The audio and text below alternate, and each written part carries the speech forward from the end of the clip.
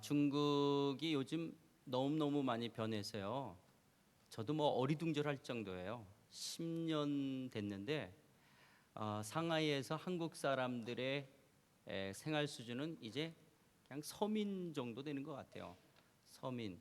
그러니까 상하이에 살고 있는 돈 많은 조선족들의 부를 그 정도 갖고 있는 한국 사람을 제가 10년 동안 별로 보지 못한 것 같아요.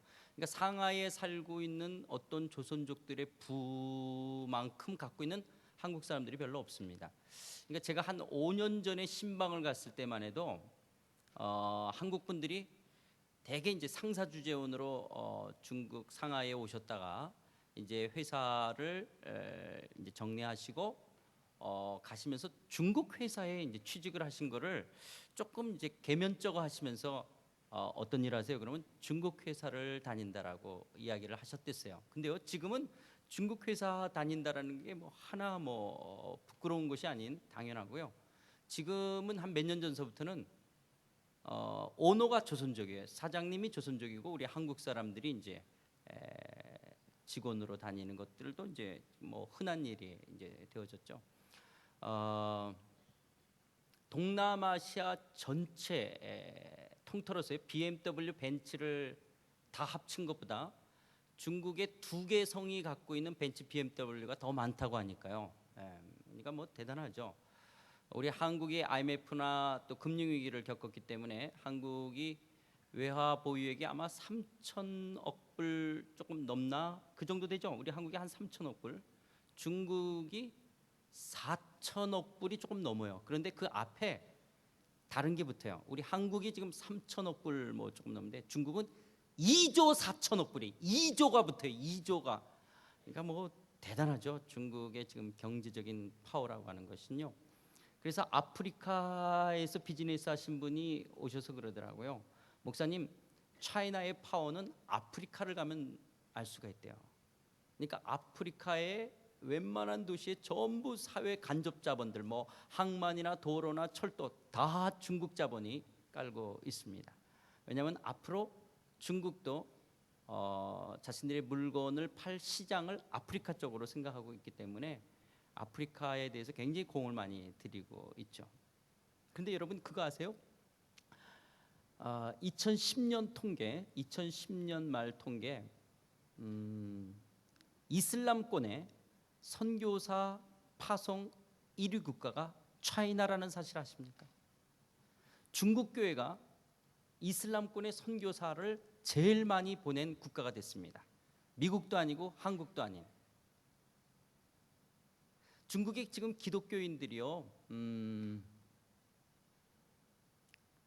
여기는 뭐 인구가 13억인지 14억인지 전체를 알 수가 없으니까 편차가 주로 뭐 억 단위로 나니까 이게 잘 알 수가 없는데요.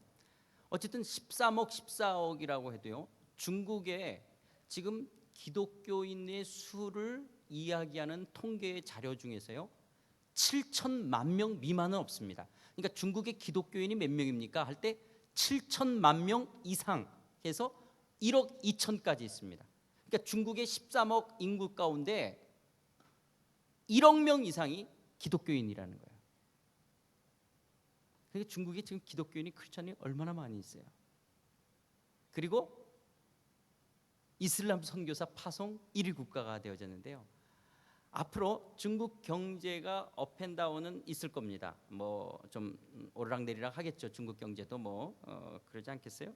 그러나 제가 경제 전문가가 아닌 그냥 선교적인 관점에서 봤을 때 중국은 앞으로도 여전히 경제가 성장할 겁니다.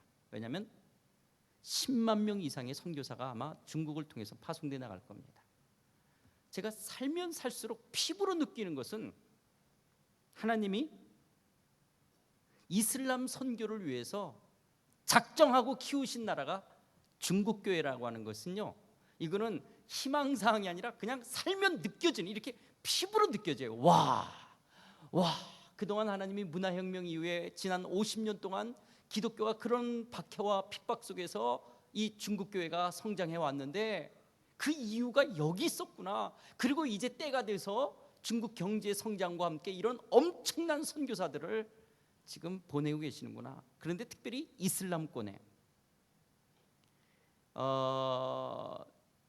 왜 중국이 이슬람권의 선교사를 많이 보내게 되어졌는가? 여러분 백투 예루살렘이라는 백투 제루살렘이라는 그런 표를요. 사실 제일 처음 시작한 것이 1940년대 중국 교회들이 시작했던 구호들이죠. 복음의 서진을 이야기했던 그런 것이었죠. 그래서 그들의 비전이 예루살렘까지 그리스도의 복음이 다시 증거되기를 원했던 것들이고요. 근데 이슬람권은 되게 좀 반미적인 감정을 갖고 있는데 그 이슬람권의 모든 국가들이 중국도 좀 반미적인 것이라고 생각해요. 그래서 이 반미적인 감정이 이슬람과 중국을 이렇게 좀 우호 관계를 그래도 같은 쪽의 색깔을 가졌다라고 연결을 좀 시켜주는 것 같고요. 그리고 중국도 실제 이슬람 국가에서 봤을 때 형제 국가입니다. 왜냐하면 회족이 있고 위구르족, 그래서 이슬람을 갖고 있는 나라이기 때문에 그렇습니다. 그래서 우리나라의 고 김선일 씨, 사실 선교사였죠. 김선일 씨가 죽은 다음에 중국 사람들이 붙잡혔댔어요. 근데 중국은 이만을 보내서 그 이만이 그 이슬람의 이제 우리로 말하는 목사님 같은 그런 선생님이지, 이만을 보내서 가서 다 풀어왔죠. 다 풀어올 정도로. 그러면 속에서 이슬람하고는 굉장히 중국이 친하고요.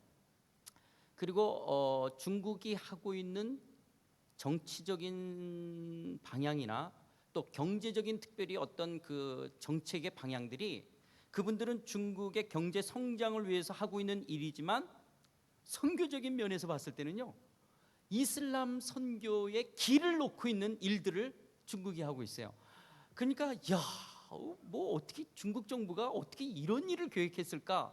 근데 그분들은 무슨 선교적인 것 때문에 한 것이 아니죠. 그런데 사실 우리가 선교사의 눈으로 봤을 때는 기가 막힌 이슬람 이 선교를 위한 그 길들을, 그동안의 장애 요소들을 다 제거시키는 일들을 지금 중국이 하고 있습니다.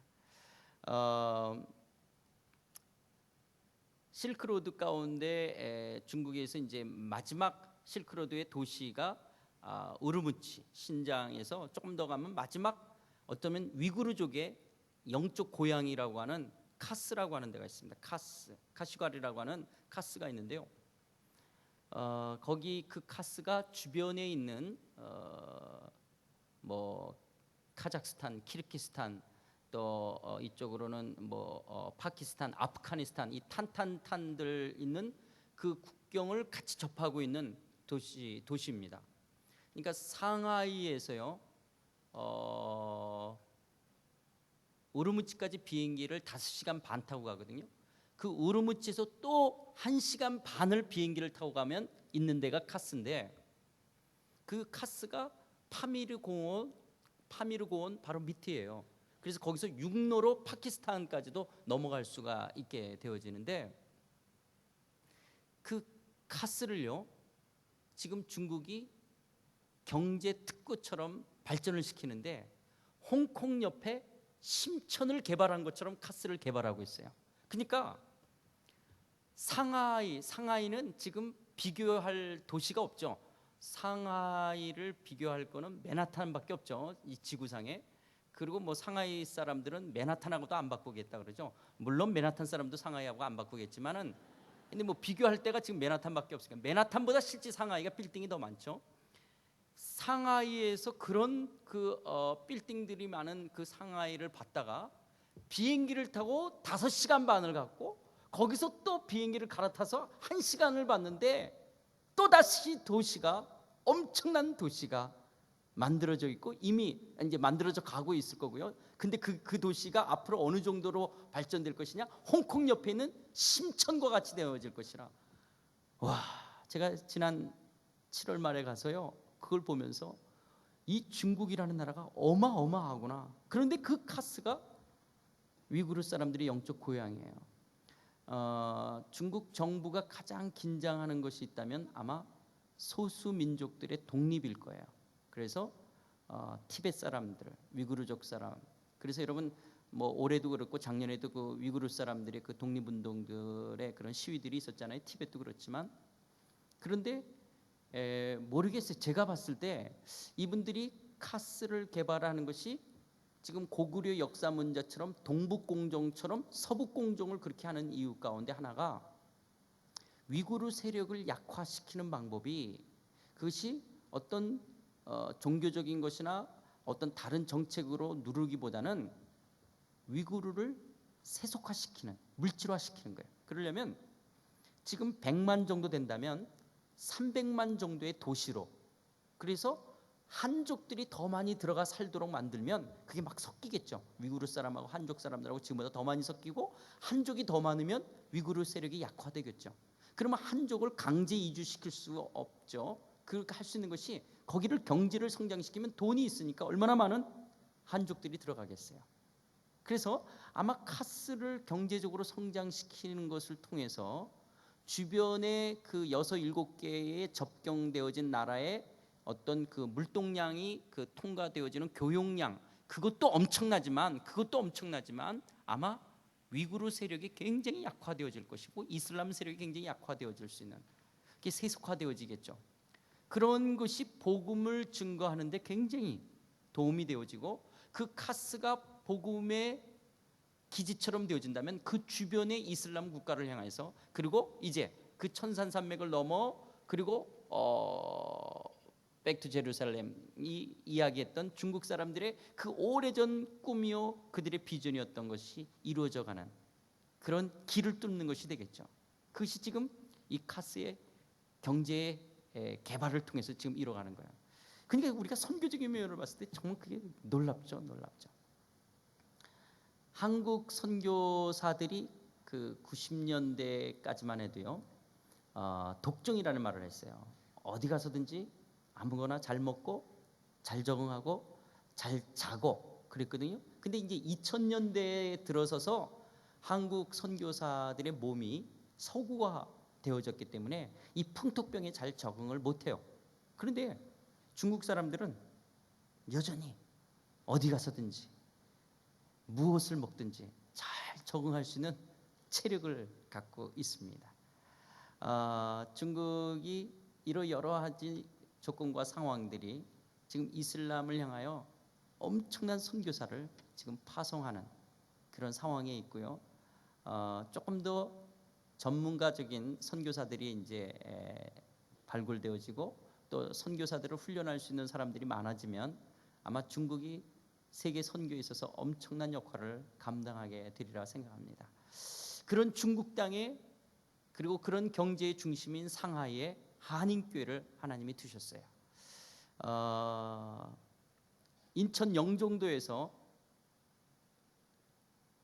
비행기를 타고 2시간 거리, 인천에서 비행기를 타고 2시간 거리에 있는 중국 땅, 물론 더 2시간 넘어 있는 지역도 한국 사람들이 있지만 2시간 넘어서 만날 수 있는 곳에 사는 한국 사람들이, 조선족 빼고 한국 사람들이 한 얼마 정도 살 것 같아요? 지금 50만 명이 넘습니다. 한국 사람들이 50만 넘게 지금 청도, 그 산동 지역에, 그 다음에 북경, 천진, 그리고 이쪽 내려와서 상해, 소주, 항주 내려가서 광주, 심천 이렇게 해서요. 지금 한국 사람들이 한 50만이 넘습니다.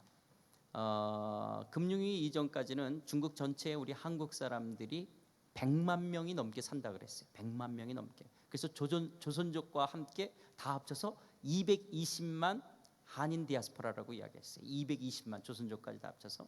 근데 지금은 한국 사람들이 좀 많이 줄었어요. 좀 줄어들었는데요. 거기에 우리 상하이만 한국 사람들이 한 8만 명 정도 살고 있습니다. 8만, 어떤 분은 한 10만까지도 이야기하는데요. 거기에 이제 한인교회들이 중국 전체에 한 250개, 300개 정도 되는데 우리 상하이만 한 17개 한인교회가 있어요. 그럼 이 시대 하나님께서 중국 땅에 한인교회를 두신 이유가 뭘까? 단순히 유학 오는 사람들, 또 상사주재원들, 자영업자들의 비즈니스 때문에만, 또 그들의 예배 드리고 신앙 성장을 위해서만이 아닌, 아마 그동안 하나님이 한국교회를 성장시켰던, 그리고 한국교회가 가졌던 그런 영적인 많은 하우투를 중국교회와 나누는, 그래서 지금은 중국 선교라는 말을 별로 많이 안 쓰죠. 중국 선교라는 말을 안 쓰고 이제는 선교 중국이라는 말을 많이 씁니다. 중국 교회가 어떻게 선교하도록 그동안 한국 교회가 가졌던 이런 선교의 노하우, 하우트를 같이 어떻게 나눌 것인가. 그래서 중국 교회와 함께 더불어 어떻게 세계 선교를 이루어가야 될 것인가를 더 많이 이야기를 하고 있습니다. 그러면서 여러분, 역사적인 것을 뛰어넘어서 오늘 우리들이 그리스도인으로서 하나님의 나라를 바라보며 살아간다고 했을 때 여러분들이 좀 더 중국을 좀 따뜻한 눈으로 바라보시고, 그리고 중국 땅을 향하신 하나님의 마음, 그 하나님의 심장으로 중국 땅을 좀 바라보시려고 하시고, 그러면 속에서 이 중국과 더불어 오늘 이 한국 교회가 어떻게 열방을 섬겨가야 될지, 그러면 속에서 좀 민족을 뛰어넘어 한번 여러분들의 마음을 한번 열어보시면서요. 그리고 한국에 와 있는 중국 사람들, 특별히 여러분 주변에서 만나는 조선족이나 중국 사람들에게 친절하게 그리고 따뜻하게 좀 그분들을 대해 주시고요. 그리고 특별히 중국 땅에 중국 사람들이 한국에 와 사시는 분들, 유학생이 됐든 비즈니스로 와 있든 그들에게 그리스도의 복음을 같이 나누고, 또 그분들에 대해서 여러분들이 조금 열린 마음을 갖는 것은 선교에 있어서도 굉장히 도움이 되어집니다. 제가 처음에 조금 이제 어수선하기 때문에 설교와 관계없이 중국을 조금 이야기해야 되겠다 해서 인사로 이야기한 게 이 정도 이야기를 한 거였습니다. 이거 하려고 한 거는 아니었고요. 이제 다 좀 웬만큼 정리가 된 것 같아요. 어려운데요.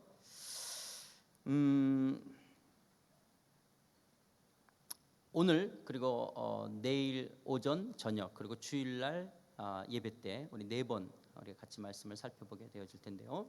오늘은 첫날 오직 주만 바라보나이다. 오직 주만 바라보나이다. 로드십에 대한 이야기입니다. 로드십, 그리스도의 주되심에 대한 이야기인데요. 여러분, 열심히 산다, 최선을 다해서 살아가는 것은 미덕임에 틀림이 없습니다.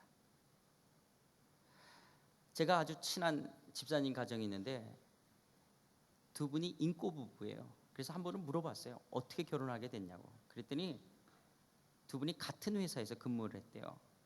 그런데 어느 여름날 정말 무더운데 다른 사람들이 오후에 뭐 다 지쳐가지고 일을 안 하는데 지금의 이 남편만 그냥 와이셔츠를 걷어얹히고 그 구슬 같은 땀을 흘리면서 일하는 모습이 그렇게 매력적으로 느껴졌대요. 우리 자매님들 그래요? 남자가 이렇게 막 땀 흘리고 열심히 일하면 매력적으로 보입니까? 그렇구나. 예, 예, 그렇구나. 진수 목사님 기억하고 계세요? 예, 자매님들이 땀 흘리면서 일하는 걸 굉장히 그렇다고 하면서 결혼 안 한 사람을 누굴 놓고 이야기해야 되는데 이 목사님은 결혼하셔가지고 결혼하셨어요? 옆에 형제? 할 거예요. 할 거예요. 했어요? 네. 없어요. 자매 사귀는 자매 없어요. 이름 뭐예요? 이름이 뭐라고요? 재호? 재호야. 저기 자매들이 열심히 일하는 사람을 보면 그렇게 매력적으로 느껴지는데 그렇대요. 그런데 이제 이 남자가 데이트 신청을 하기에 만나서 한 1년 동안 사귀다가 결혼을 했답니다. 여러분, 우리가 열심히 사는 사람, 최선을 다해서 살아가는 사람을 보면 보는 사람도 흐뭇하고, 그리고 혹시 그 사람이 뭔가 실수를 하면 도와주고 새로운 기회를 주고 싶은 마음도 우리 가운데 일어나요. 저는 그 상하이에서 위성을 통해서 보는, 그래서 굉장히 즐겨보는 그 TV 프로그램 중에 하나가 나가수예요. 나가수.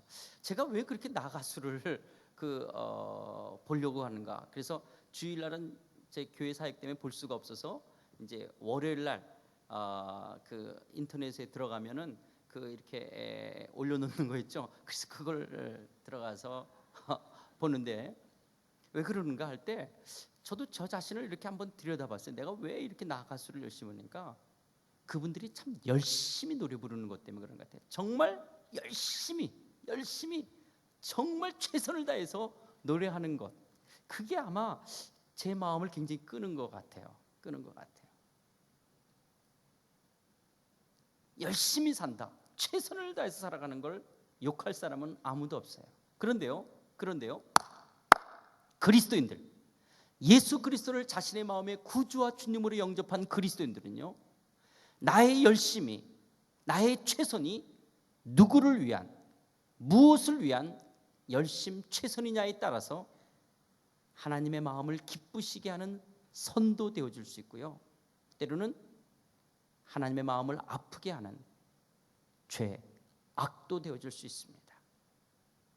그리스도인들에게 있어서는 정말 내 마음속에 예수님이 십자가에서 나의 죄를 위해서 죽으시고, 그리고 그분이 죄와 사망의 권세를 깨뜨리고 부활하신 그 예수님이 내 마음의 왕이요 주인으로 고백하는 사람들은요, 나의 열심에, 나의 최선의 내면의 동기를 들여다보셔야 된다는 거예요. 내가 왜 이렇게 열심히 살지? 내가 왜 이렇게 최선을 다하지? 이게 누구를 위한 것이지, 무엇을 위한 것인지 라고 하는 나의 열심의 내면의 동기를 정직하게 성령님의 도우심을 쫓아 자기의 내면을 들여다보셔야 된다라고 하는 거예요. 성경에 나오는 여러 인물들 가운데 열심히 살았던 사람을 한번 나열해보라 하면 여러 사람들을 이야기할 수 있겠지만, 특별히 오늘 본문에 등장하는 여호사밧 왕입니다. 이 여호사밧 왕은요, 구약에 나오는 여러 인물들 가운데 정말 최선을 다해서 살아갔던 사람들을 뽑으라 그러면 아마 그 안에 분명히 들어갈 사람이 이 여호사밧 왕입니다. 우리가 이 여호사밧을 좀 더 잘 알기 위해서는요, 역대하 17장 1절 말씀을 좀 보셔야 되는데요, 역대하 17장 1절 말씀 한번 볼까요? 역대하 17장 1절. 자, 역대하 방송국 역대하 17장 1절 2절.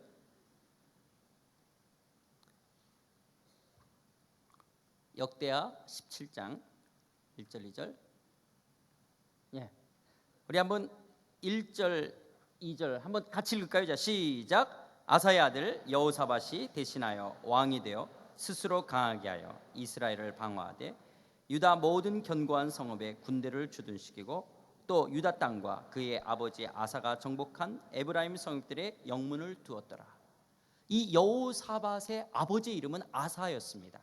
근데 이 아사 왕은 이 조그만 유다를 다스리는 데 있어서 자국의 힘으로 나라를 지킬 수가 없어서 늘 외세의 힘으로 나라를 지키고 또 외세의 힘을 의지해서 땅을 넓혀갔댔습니다. 그런데 왕자로 자라던 여호사밧은 그런 아버지의 모습이 탐탁하게 여겨지지 않았어요. 그래서 여호사밧이 왕이 되자마자 한 일이 뭐냐?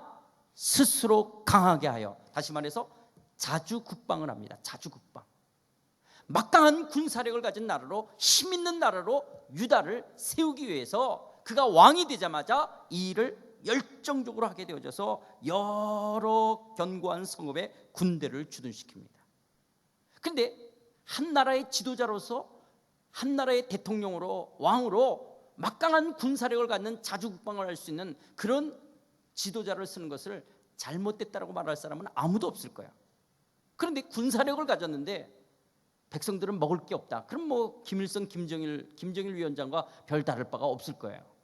그런데 이 여호사밧은 물론 주변에 있는 나라로부터 조공을 받은 것, 경제력이, 이 군사력이 갖고 있기 때문에 그럴 수 있겠지만 조공을 받은 거지만 경제력의 면에 있어서도 막강한 힘을 갖게 되어집니다. 그래서 17장 11절 12절에 보게 되어지면 블레셋 사람들로부터 조공을 받게 되어지고요, 순양 7,700마리와 수염소 7,700마리를 드렸더라. 여호사밧이 점점 강대해졌다라고 이야기합니다. 또 교육에 있어서도, 교육 정책에 있어서도 열심을 다합니다. 물론 종교 정책이었지만 9절에 보면 그들이 여호와의 율법책을 가지고 유다에서 가르치되 그 모든 유다 성읍들에 두루가라며 백성들을 가르쳤더라. 교육에 있어서도 최선을 다합니다. 그런데 한 나라의 정권은요, 억울한 사람이 많다, 재판이 공정하지 않다, 그럴 때 그 정권은 역사상 벗게 되어지면 오래 가지는 않습니다. 그런데 이 여호사밧은 19장에 가게 보면요, 19장에 보면 그 5절 6절에 보면 성읍마다 재판관을 두고 하나님 앞에서 바른 재판이 이루어지도록 최선을 다해줍니다. 여러분, 이 정도 되면 오늘날 웬만한 대통령보다, 어떤 나라의 정권의 그 정권을 가진 그런 리더십보다 훨씬 더 열심히 최선을 다해 살았던 왕이라고 말할 수 있지 않습니까? 군사력이 있죠, 경제력이 있죠, 교육 정책 갖고 있죠. 그리고 억울한 사람이 없더라면 바른 재판이 이루어지도록 하는. 그런데 옛날 왕도 그렇고 오늘날 현대 대통령도 그렇고요, 이런 한 나라의 지도자들이 해야 될 영역들이 이것 말고 또 한 가지 영역이 있습니다. 외교 문제입니다. 외교. 이 여호사밧이 이 외교 문제를 풀어야 됩니다. 한 나라의 지도자로서, 왕으로서, 그리고 백성들이 편안하게 막강한 부강한 나라의 백성들로 살아갈 수 있도록 하기 위해서 그가 힘써야 될 영역이 또 한 영역이 외교라는 영역이에요. 그런데 지금 여호사밧이 남쪽 유다의 왕이었어요. 그래서 1차적으로 여호사밧은 북쪽 이스라엘과 외교 문제를 풀어야 됐습니다. 혹시 이 성경적인 또 예수 믿은 지 얼마 안 되신 분을 위해서 잠깐 설명해 주면, 지금 아브라함의 자손들 70명이 애굽이라는 데를 들어가서 430년 동안 그들이 종살이를 하면서 그들이 그 70명이 이제 200만 명이라고 하는 엄청난 민족으로 성장되어지고 이제 모세에 의해서 출애굽하게 되어집니다. 그 출애굽하다가 40년을 이어 이제 여호수아에 의하여 가나안 땅에 들어가서 살게 되어집니다. 자, 이제 이스라엘이 가나안 땅에서 200만이 사사 시대를 거쳐 이제 왕정 국가로 바뀌게 되어집니다. 첫 번째 왕이 사울왕, 두 번째 왕이 다윗왕, 세 번째 왕이 솔로몬 왕 되어집니다. 솔로몬 왕 다음에 이 이스라엘이 분열 국가가 되어져요. 그래서 마치 우리 조선이 남한과 북한으로 나눠지는 것처럼 이스라엘이 남쪽은 유다와 베냐민 지파로 유다라 그러고요, 북쪽은 10개의 지파가 모여서 이스라엘이라 그럽니다. 그래서 북쪽은 여로보암 왕을 중심으로 모여서 이스라엘이라 그러고, 남쪽은 르호보암 왕을 중심으로 모여서 유다라 그래요. 그런데 이 여호사밧은 남쪽 유다의 왕이었어요. 그래서 1차적으로 북쪽 이스라엘과 외교 문제를 해결해야 되는 거예요. 그런데 이 외교는 자기 혼자만의 노력으로 되어질 수 있는 상대와의 관계예요. 이 여호사밧이 이 문제를 어떻게 해결하느냐. 자, 18장 1절을 같이 읽겠습니다. 18장 1절. 자, 시작. 여호사밧이 부귀와 영광을 크게 떨쳤고 아합 가문과 혼인함으로 인척 관계를 맺었더라. 뭐함으로? 혼인함으로 인척 관계를 맺었다. 다시 말해서 뭐냐? 정략 결혼을 통해서 사돈지간을 맺는 거예요. 자기의 아들을 아합의 사위로 주고 아합의 딸을 며느리로 받지 않는 이런 사돈을 맺는 것을 통해서, 이 정략 결혼을 통해서 이 외교 문제를 풀려고 했던 거예요. 이거는요, 여호사밧의 지혜일 뿐만 아니라 당시 고대 중동 지방에서 흔히 찾아볼 수 있는 왕들이 하는 일들이었어요. 그런데 문제는 이 여호사밧이 하나님을 알지 못하는 왕이라면 이거는 그냥 지혜로운 것으로, 뭐 흔히 세상 전체에서 볼 수 있는 것으로 넘어갈 수 있어요. 그런데 여호사밧이 하나님을 섬기는 왕이기 때문에 문제가 되어지는 거예요. 정말 한 나라의 지도자로서 경제력과 군사력과 교육과 재판에, 그리고 이 외교 문제까지 이렇게 처절할 정도로 최선을 다해서 열심히 사는 이 여호사밧이 하나님을 모르는 사람이라면 그를 성군으로 박수를 치고 끝날 텐데, 그가 하나님을 섬기는 사람이기 때문에 문제가 되어져요. 왜냐면요, 이 아합이 누구냐? 남쪽 유다와 북쪽 이스라엘 왕들 중에서 가장 우상을 섬기고 가장 하나님 앞에 악을 행했던, 이스라엘이 우상 가운데 빠져드는 가장 이 우상을 섬기는 데 있어서 뿌리가 됐던 사람이 바로 이 아합 왕이에요.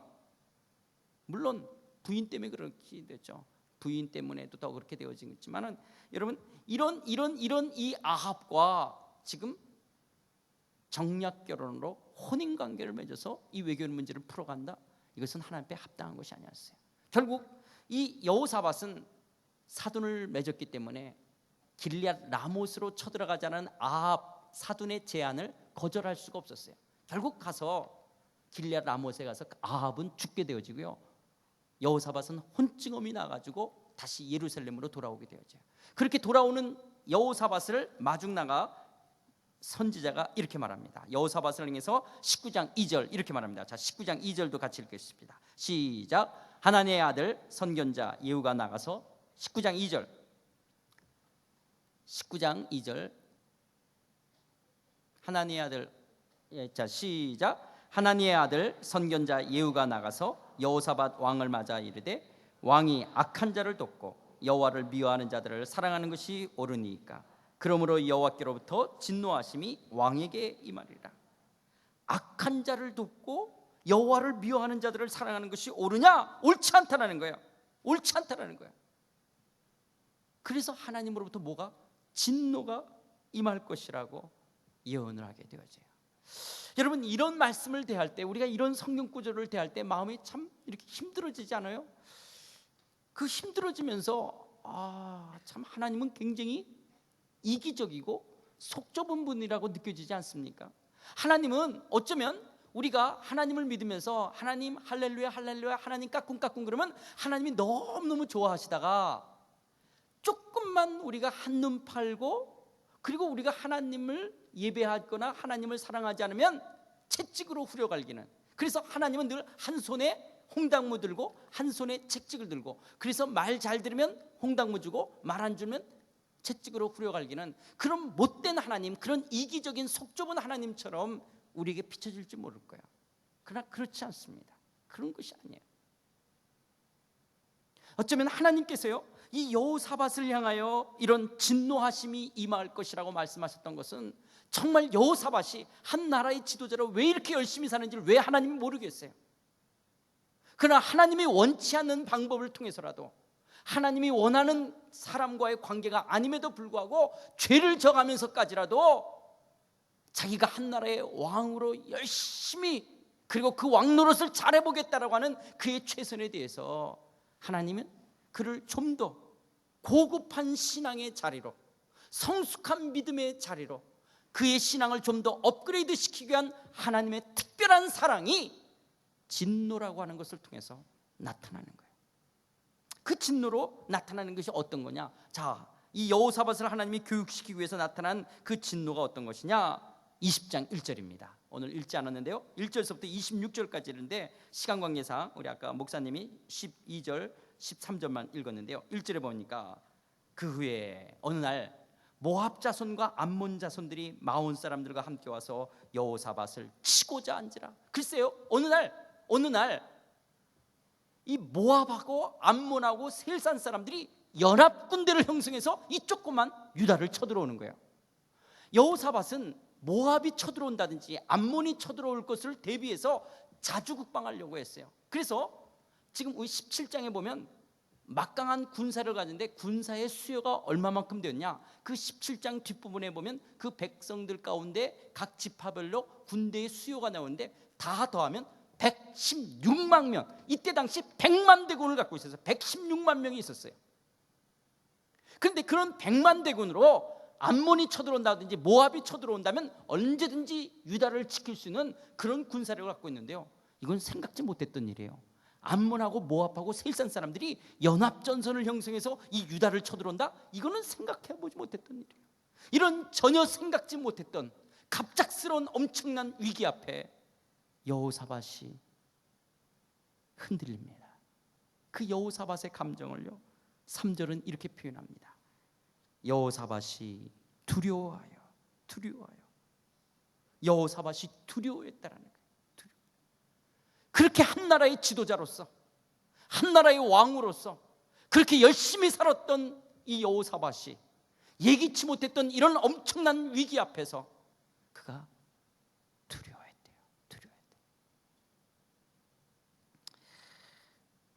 여러분이 인생을 아마 여기 몇 살 정도 되시는 분들도 있는지 25 미만도 계십니까? 25세 미만. 부끄러운 건가요? 그런 거 손들라 그러면 25세 미만 없어요? 다 25세 이상 되는 건가요? 그렇군요. 그러면 35세 이상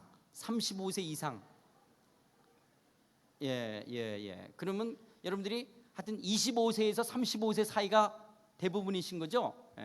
여러분들이 그러면 그냥 중간 30년 동안 살면서 여러분들의 인생의 삶에 이런 두려움을 경험해 보셨어요? 이런 두려움.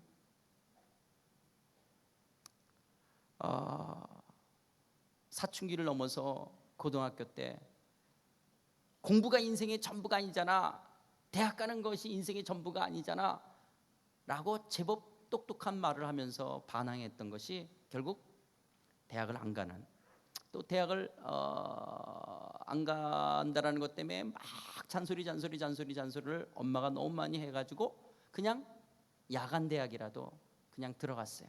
그것도 원래 안 가려고 그러는데 그래도 막 잔소리를 해서 그냥 가서, 그래서 야간 대학 다니다 보니까 고등학교 때 내가 왜 그런 생각을 했지? 근데 이미 자기는 야간 대학을 다니고 있는, 그래서 그냥 그만둬서 한 2학년 1학기 하다가 그냥 자퇴해 버렸어요. 엄마는 자기가 자퇴했는지도 모르는, 근데 그냥 자퇴해 버렸어요. 나중에 엄마가 알고서는 그냥 소리 지르면서, 그래서 그냥 놀 수가 없으니까 회사에 취직을 하는데, 회사에서 야간 대학 그것도 1년 반 하다가 자퇴한 사람에게 월급을 많이 주고 그럴 리는 없잖아요. 그래서 야간 작업으로 오전에 낮 시간에 만든 어떤 물건을 포장하는 야간 작업의 한 팀장으로 일을 하게 되어져요. 그래서 받는 월급이 한 200만 원이 채 안 되어지는 그 돈을 받으면서 그냥 야간 작업으로, 그러면서 거기서 그냥 혼자, 그것도 이제 서울에는 그런 공장이 없으니까 외곽으로 좀 지방에 내려가서 그런 일을 하면서 1년, 2년 반 넘어가면서 내가 뭐 하나 싶은 거야. 그러면서 자기 인생을 보고 주변을 보니까 자기 또래 애가 자기 회사에서 자기보다 월급을 많이 받고, 그리고 직위가 자기보다 높고, 그러면서 조금씩 머리가 트이기 시작하는 거예요, 현실이라는 것들 속에. 그런데 자기는 이미 대학을 다니지 못했고, 그리고 또 자기는 그런 위치가 아닌, 환경이 아닌, 그러면서 혼자 지방에서 그렇게 있는, 그러다 보니까 사람들하고 점점 단절되어지는 거예요. 단절되어지는. 그런데 설상가상으로 아버지도 부도가 나서 경제적으로 어려워지는 거예요. 그래서 자기가 아들로서 집안에 어머니 아버지에게 보탬이 돼야 되지만 그렇게 보탬이 될 수가 없는, 그래서 그동안 받았던 거 그래도 좀 덜 쓰고 했던 모았던 것들 다 줬지만 그 계속 어떻게 하면 좋니라고 그 엄마의 안타까운 그 어떤 이야기에 자기가 더 이상 어떻게 할 수가 없는, 그래서 은행에서 별로 그렇게 신용도 크지도 않지만은 대출을 받아서 어머니에게 주지만 그것도 해결할 수가 없는. 그런데 집은 점점 어려워지고 자기가 할 수가 있는 없는데, 그 자기가 그런 생각들 속에 자기 어떤 주관을 가졌는지 그 친구들도 그 가까운 한두 몇 사람은 있지만 점점 없는, 그래서 더 이상 도움도 청할 수가 없는 가운데 속에서 이제 현실적으로 너무 자기를 조여오는 거예요. 내 인생이라고 하는, 그래서 26, 27이라는 자기 인생 속에서 이 짐들이 어머니 아버지를 가정이라는, 그리고 자기 혼자 이웃과의 관계 속에서 나의 현실이라는 것이 이런 자본주의 속에 어떤 것들을 요구하고 있는 이런 그 상대적 빈곤감을 느끼고 있는 자기 현실의 모습 속에서 맞이하게 되어지는 그 인생의 두려움. 사실 당사자인 이 청년에게 있어서는 그것이 큰 문제일 수도 있을 거예요. 또 어떤 청년은요, 임용고시를 보지 않으면은 문제가 해결되지 않을 것 같아서, 그래서 다시 그래도 어느 정도 회사인데도 그만두고 나와서, 그래서 그 대학교에 기숙사에 도서관을 다니면서 임용고시를 공부를 계속하는 거예요. 그래서 붙었으면 지금 이 얘기에 등장이 안 들겠지만 떨어지는 거예요. 그래서 한 번 떨어졌는데 또 한 번을 더 공부했는데 또 두 번째 됐으면 또 이 얘기를 안 할 텐데 두 번째나 또 떨어지게 되어지는 거예요. 그러니까 부모님의 잔소리를 계속 듣게 되어지는 거예요. 그래서 그 전에 임용고시를 첫 번째 하면서 사귀었던 여자가 있어요. 그 자매는 그래도 이 남자에 대한, 왜냐하면 대학도 다녔고 그리고 회사 다니는데 그 회사도 그냥 박차고 나와서 임용고시를 보겠다라고 하기 때문에 남자에 대한 기대감이 있었어요. 첫 번째 떨어질 때만 해도 여자는 계속 옆에 있었어요. 위로도 했댔어요. 두 번째 떨어지자마자 하여튼 결국은 이 말을 하는 건 떠났기 때문에 하는 거겠죠. 하여튼 그래서 헤어졌어요. 그러면서 자기의 모습을, 자기 자신을 바라봤을 때 더 이상 임용고시를 위해서 3년이라는 시간을 또 할 수가 없는, 현실적으로. 그리고 이제는 자기가 부모님한테 용돈을 받는다는 자체도 하는.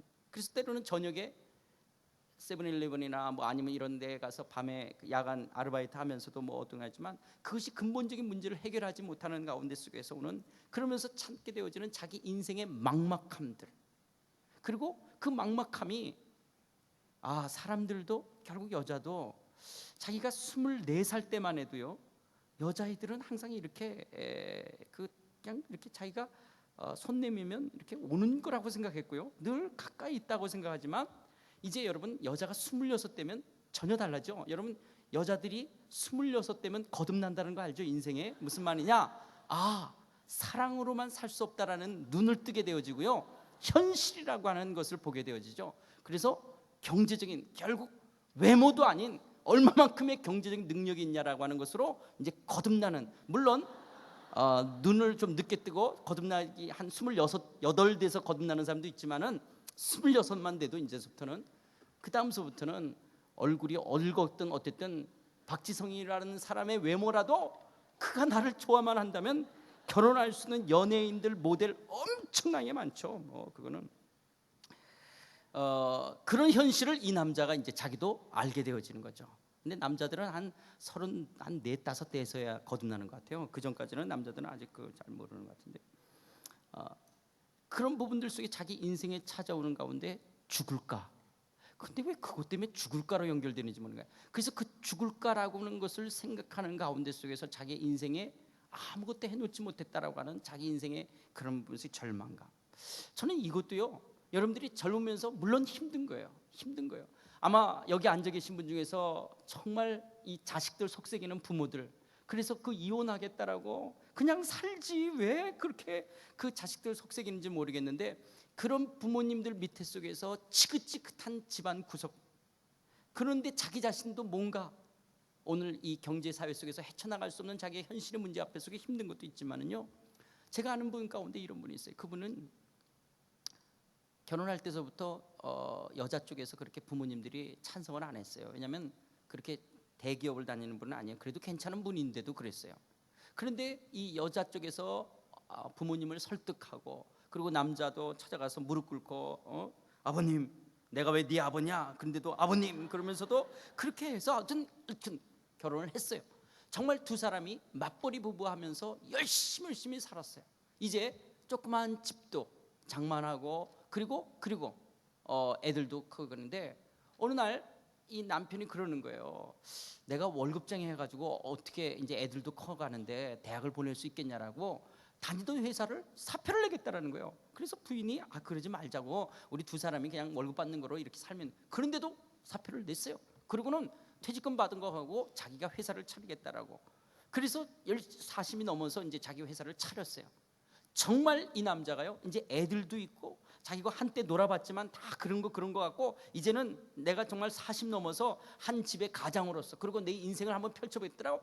정말 열심히 새벽서부터 밤 늦게까지 일을 해가지고요, 이제 한 10여 년 13년 이렇게 되니까 회사가 중소기업이지만 단단한 중소기업으로 커졌어요. 이제 애들도 대학을 갈 수 있고 대학을 또 가기도 하고, 그래서 1학년이 되어지고 집안 속에서 정말 두 다리 쭉 펴고 이제 살만하다라는 가정, 어느 날 회사에서 전화 오는 거예요. 사장님 큰일 났어요. 공장에 불이 붙었어요. 그래서 저녁에 정신없이 옷을 입고 차를 몰고 회사를 가보니까 지난 10몇 년 동안 자기의 최선을 다해 열심히 해서 땀과 눈물로 키웠던 회사가 잿더미로 다 바뀌어가는 그런 회사의 모습을 바라보면서 찾아오는 그 절망감 속에서 앞으로의 막막함, 그 막막함 속에 찾아오는 두려움. 여러분들이 지난 인생을 25년을 살았던 30년을 살았던 35년을 살았던 여러분의 인생의 삶에 이런 두려움이 찾아왔을 때 여러분들은 이런 두려움을 어떻게 해결해 오셨습니까? 아니, 여러분의 인생의 삶에 앞으로 30년을 살고 40년을 살고 50년을 살고 60년을 살 때 여러분의 인생의 삶에 이런 위기와 같은 두려움이 찾아왔을 때 여러분들은 이런 문제를 어떻게 해결해 가시겠습니까?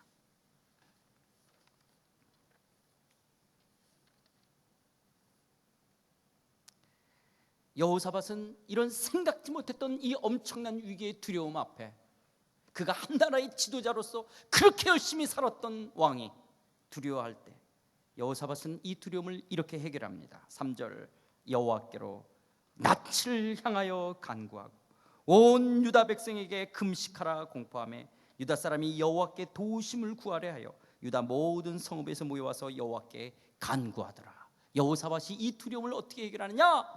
여호와께 얼굴을 향했다는 거예요. 하나님께 얼굴을 향하여 온 유다 백성과 더불어 금식하며 기도했다는 거예요. 그 기도할 때 여호사밧과 유다 백성들의 그 리얼한 그들의 모습을 오늘 표현하는 게 12절 13절 아까 읽었던 말씀이에요. 12절 13절 우리 한번 다 같이 다시 한번 읽어봅시다. 12절 13절 자 시작.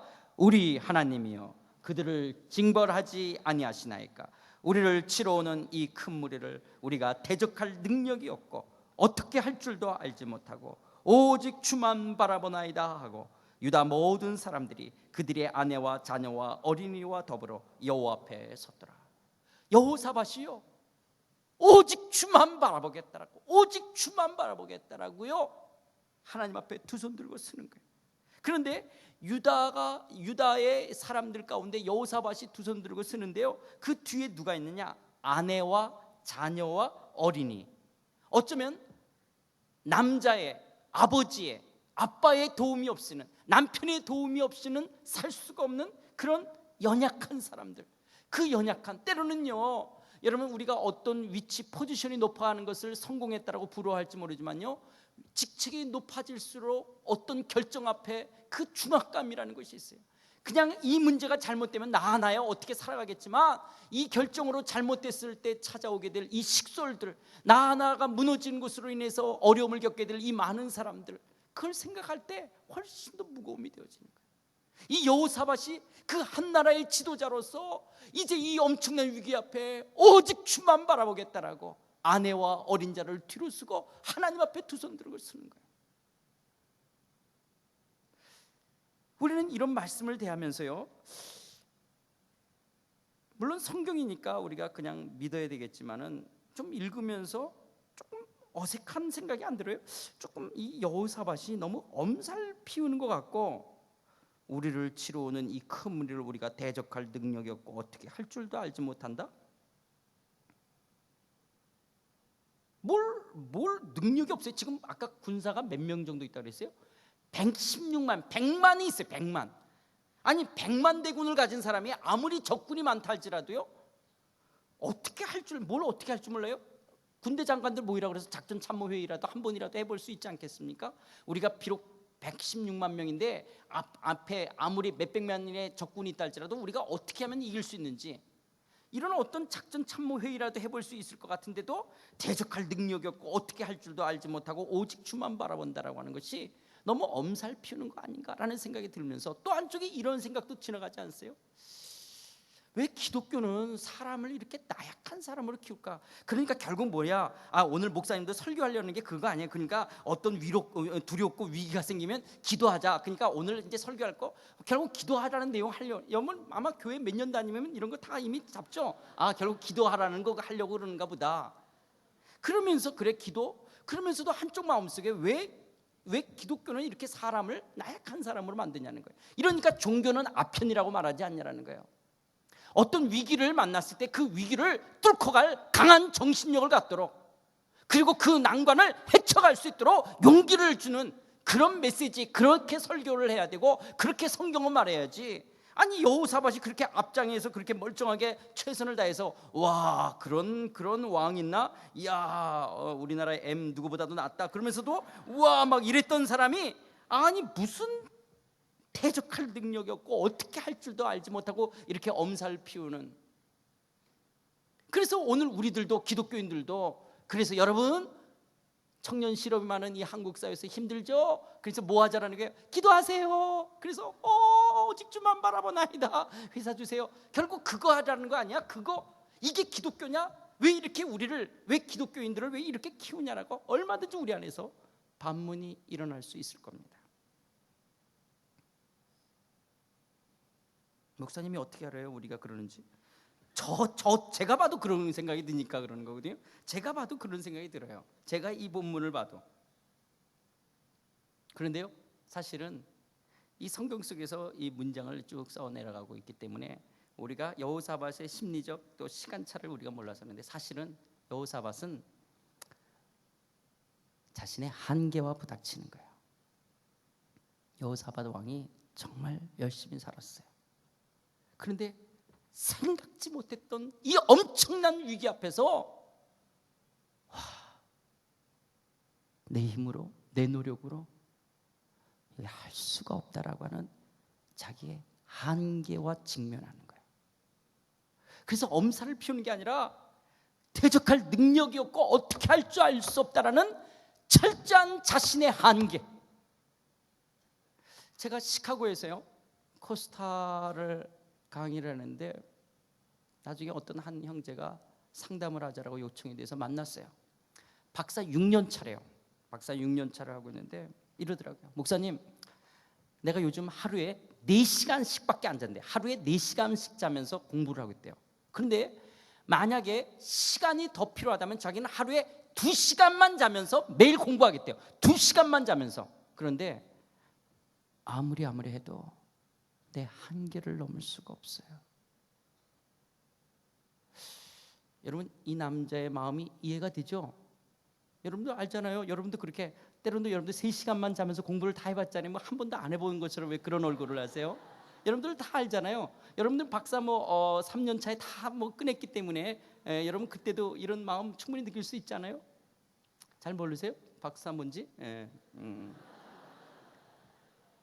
저도 사실 느껴지지가 못해서, 왜냐하면 제가 그렇게 공부해 본 적이 없고, 공부하다 내 한계를 만나본 정도로 내가 공부해 본 적이 없어서 사실 제가 상담을 이렇게 하면서, 그런데 도리어 대단하다고 생각되더라고요. 대단한. 그러면서 자기가 어떻게 될지 모르겠다. 아무리 해도 이 한계를 뛰어넘을 수가 없는 것 같아요. 물론 저도요 한때 20대에 제가 이 손 보고 운 적도 있어요. 이 조그만 손으로 이 지구를 움직일 걸 생각하니까, 못 알아들었어요? 다시 한번 할까요? 이 조그만 손으로 지구를 움직일 걸 생각하니까 대견하기도 하고 뭐 이렇게 하여튼 좀 그렇게. 근데 지금은 제가 손 보고 그렇게 울컥거리지 않아요. 왜 그러냐? 저는 제가 54세거든요. 55년 살았는데요. 55년 살면서 제가 꿈을 잃어버렸고 비전을 잃어버렸기 때문에가 아니라 살면서 제 한계와 직면하는 거예요. 내가 아무리 뛰어도 아무리 열심히 해도 인간의 노력으로 열심으로 모든 문제를 해결할 수가 없구나. 만약에요 인생이 노력으로만 될 수 있다면요, 돈 버는 거 때로는 얼마나 새벽서부터 밤늦게까지 열심히 일을 합니까? 그런데도 여전히 경제적으로 어려운 사람 너무너무 많이 있어요. 우리 주변에 어떤 사람은요 노력하지 않은데도 불구하고 너무너무 잘 사는 사람도 있는 반면에, 어떤 사람은 여러분 그게 비즈니스 세계만 그런 것이 아니에요. 우리 인생의 모든 면 속에서요 사람의 노력으로만, 열심으로만 모든 인생이 정직한 땅으로만 어떤 것이 평가되어지만은 꼭 않더라는 거예요.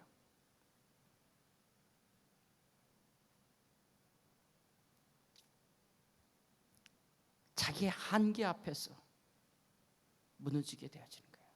내가 아무래도 할 수가 없다라는. 그리고 어떤 것은요 인간의 노력으로 이 문제를 해결할 수 없는 것이 너무 많은 거예요. 내 노력으로 부모님을 바꿀 수도 없는, 내가 이런 부모님을 만나지 않았다, 이런 아빠를 안 만났다면 그렇다고 아빠를 바꿀 수도 없는 그런. 물론 노력으로도 안 되는 것이 저는 대머리라고 생각했는데 그렇지가 않더라고요. 노력으로도 되더라고요.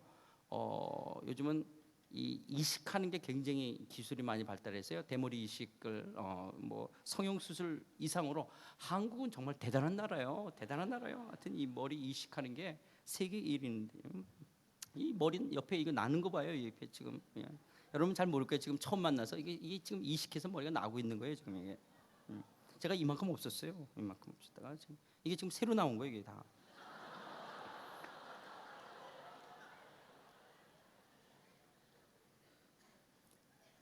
근데 사람의 노력으로 할 수가 없는 것들이 너무 많이 있죠. 자신의 한계와 직면하는 거예요. 그래서 여러분, 철이 든다라는 것은요, 인간에게 한계가 있다라고 하는 것을 고백하는 게 철이 드는 거예요. 나이가 든다, 철이 든다라는 것은 꿈을 잃어버린 것이 아닌 인간에게 한계가 있다라고 하는 것을 경험한 그런 사람들을 우리는 철들었다라고 말하는 거예요. 그래서 고개를 숙일 줄 아는, 내 힘으로만 내 인생을 살아갈 수가 없다는 것을 알게 되어지는 거예요. 그러면서 여호사밧이 오직 주만 바라보겠다라는 것은요, 이제 그런 자신의 한계를 직면하면서, 한계를 직면했기 때문에, 어쩌면 한계를 직면하지 않았다면 쳐다보지 않을 하나님의 얼굴을 바라보게 되어지는 거예요. 그래서 하나님 앞에 두 손 들어 항복합니다. 오직 주만 바라, 오직 주만 바라보겠다. 하나님은요, 인간을 설계할 때, 인간을 디자인하실 때 처음부터 인간은 하나님 안에서 나의 나됨을 발견하고 하나님 안에서 가장 풍성한 삶을 살도록 우리를 그렇게 처음부터 디자인하셨어요. 마치 여러분, 물고기는 어디서 가장 자유로울까요? 물 안에서 물고기가 가장 자유로운 거예요. 물고기는 물 안에서 가장 물고기답게 살아갈 수가 있는 거예요. 근데 물고기가 왜 내가 물 안에서만 사냐? 그래서 모래사장으로 튀어나온다든지 불 속으로 들어간다. 그건 불고기지 물고기라 그러진 않아요. 하나님은 물고기를 처음 설계하실 때 물 안에서 물고기가 가장 물고기다울 수 있도록 만드신 것처럼, 인간은 하나님이 처음부터 어떻게 만드셨냐? 인간은 하나님 안에서 하나님으로 살아갈 때 가장 나의 나다운 삶을 살아갈 수 있도록 그렇게 우리를 설계하셨어요. 설계자가 설계한 대로 물건을 써야지만이, 전자제품을 써야지만이 망가지지 않게 잘 쓸 수 있는 것이에요. 근데 설계한 의도대로 물건을 쓰지 아니하고, 여러분 아무데나 콘센트에다 꽂아봐요. 그 뭐 타고 문제가 되어질 수 있는 것처럼, 하나님이 우리 인간은 어떻게 만드셨느냐? 하나님 안에서 살아가도록 만든 거예요. 그런데 인간이 그 하나님을 떠나서 내가 내 인생을 살아가겠다는 거예요. 내 노력으로, 내 열심으로 내 인생을 내가 꾸려가겠다. 이게 악한 것이고 이게 죄예요. 그런데 여호사밧이 자신의 한계를 직면하면서 그 하나님 앞에 항복하는 거예요. 오직 주만 바라보게, 오직 주만 바라보게. 이것은요, 나약한 모습이 아닙니다. 이것은 연약한 모습이 아니에요. 인간이, 그리스도인이 마땅히 서야 될 자리에 서게 되어지는 가장 아름다운 모습이에요. 그리고 왜 이것이 연약한 것이 아니냐? 오직 주만 바라보겠다는 그 주가 누구냐? 그 주가 6절서부터 봅니까? 여호사밧이 그 하나님을 고백하면서 이렇게 이야기합니다. 6절, 이르되 우리 조상들의 하나님 여호와여, 주는 하늘에서 하나님이 아니시나이까? 이방 사람들의 모든 나라를 다스리지 아니하시나이까? 주의 손에 권세와 능력이 있사오니 능히 주와 맞설 사람이 없나이다. 여기 여호사밧이 기도하고 있는 하나님, 오직 주만 바라보던 그 주가 어떤 분이시냐? 우리 조상들의 하나님 여호와라고 말해요. 우리 조상들의 하나님 여호와라는 게 뭐예요?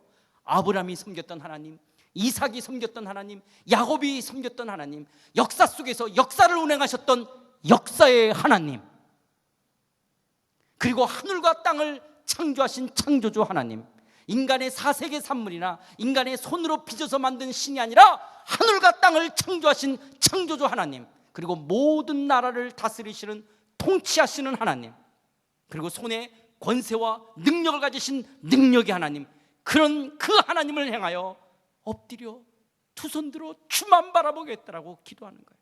그러면서 더 나아가, 하나님, 과거에 솔로몬이 예루살렘 성전을 하나님께 봉헌하면서 만일 재앙이나 난리나 견책이나 전염병이나 기근이 우리에게 임했을 때 주의 이름이 이 성전에 있으니 우리가 이 환난 가운데 나와 주께 부르짖은즉, 이 성전에서 주의 이름을 부르짖은즉 들으시고 구원하시겠다라고 솔로몬에게 우리의 기도에 응답하시겠다라고 약속하신 기도에 응답하신 하나님, 그 하나님 앞에 기도하겠다라고 하는 거예요. 역사의 하나님, 창조주 하나님, 통치하시는 하나님, 능력의 하나님, 그리고 우리의 기도, 우리의 작은 신음에도 응답하시는 그 하나님 앞에 여호사밧이 기도하는 거예요. 너는 내게 부르짖으라, 내가 내게 응답하겠고 내가 알지 못한 크고 비밀한 일을 보이겠다라고 말씀하신 그 하나님. 하나님은요, 우리가 부르짖고 기도할 때 반드시 응답하시겠다라는 거예요. 그래서 하나님이 이것을 우리에게 약속하고 싶은 거예요. 아니, 맹세하고 싶은 거예요. 그래서 하나님보다 더 큰 권위가 있다면 그 하나님 앞에서 하나님이 맹세하고 싶어요. 그런데 하나님보다 더 큰 권위가 없어서 하나님이 예레미야 33장 2절에 이렇게 말씀하십니다. 예레미야 33장 2절. 예레미야 33장 2절.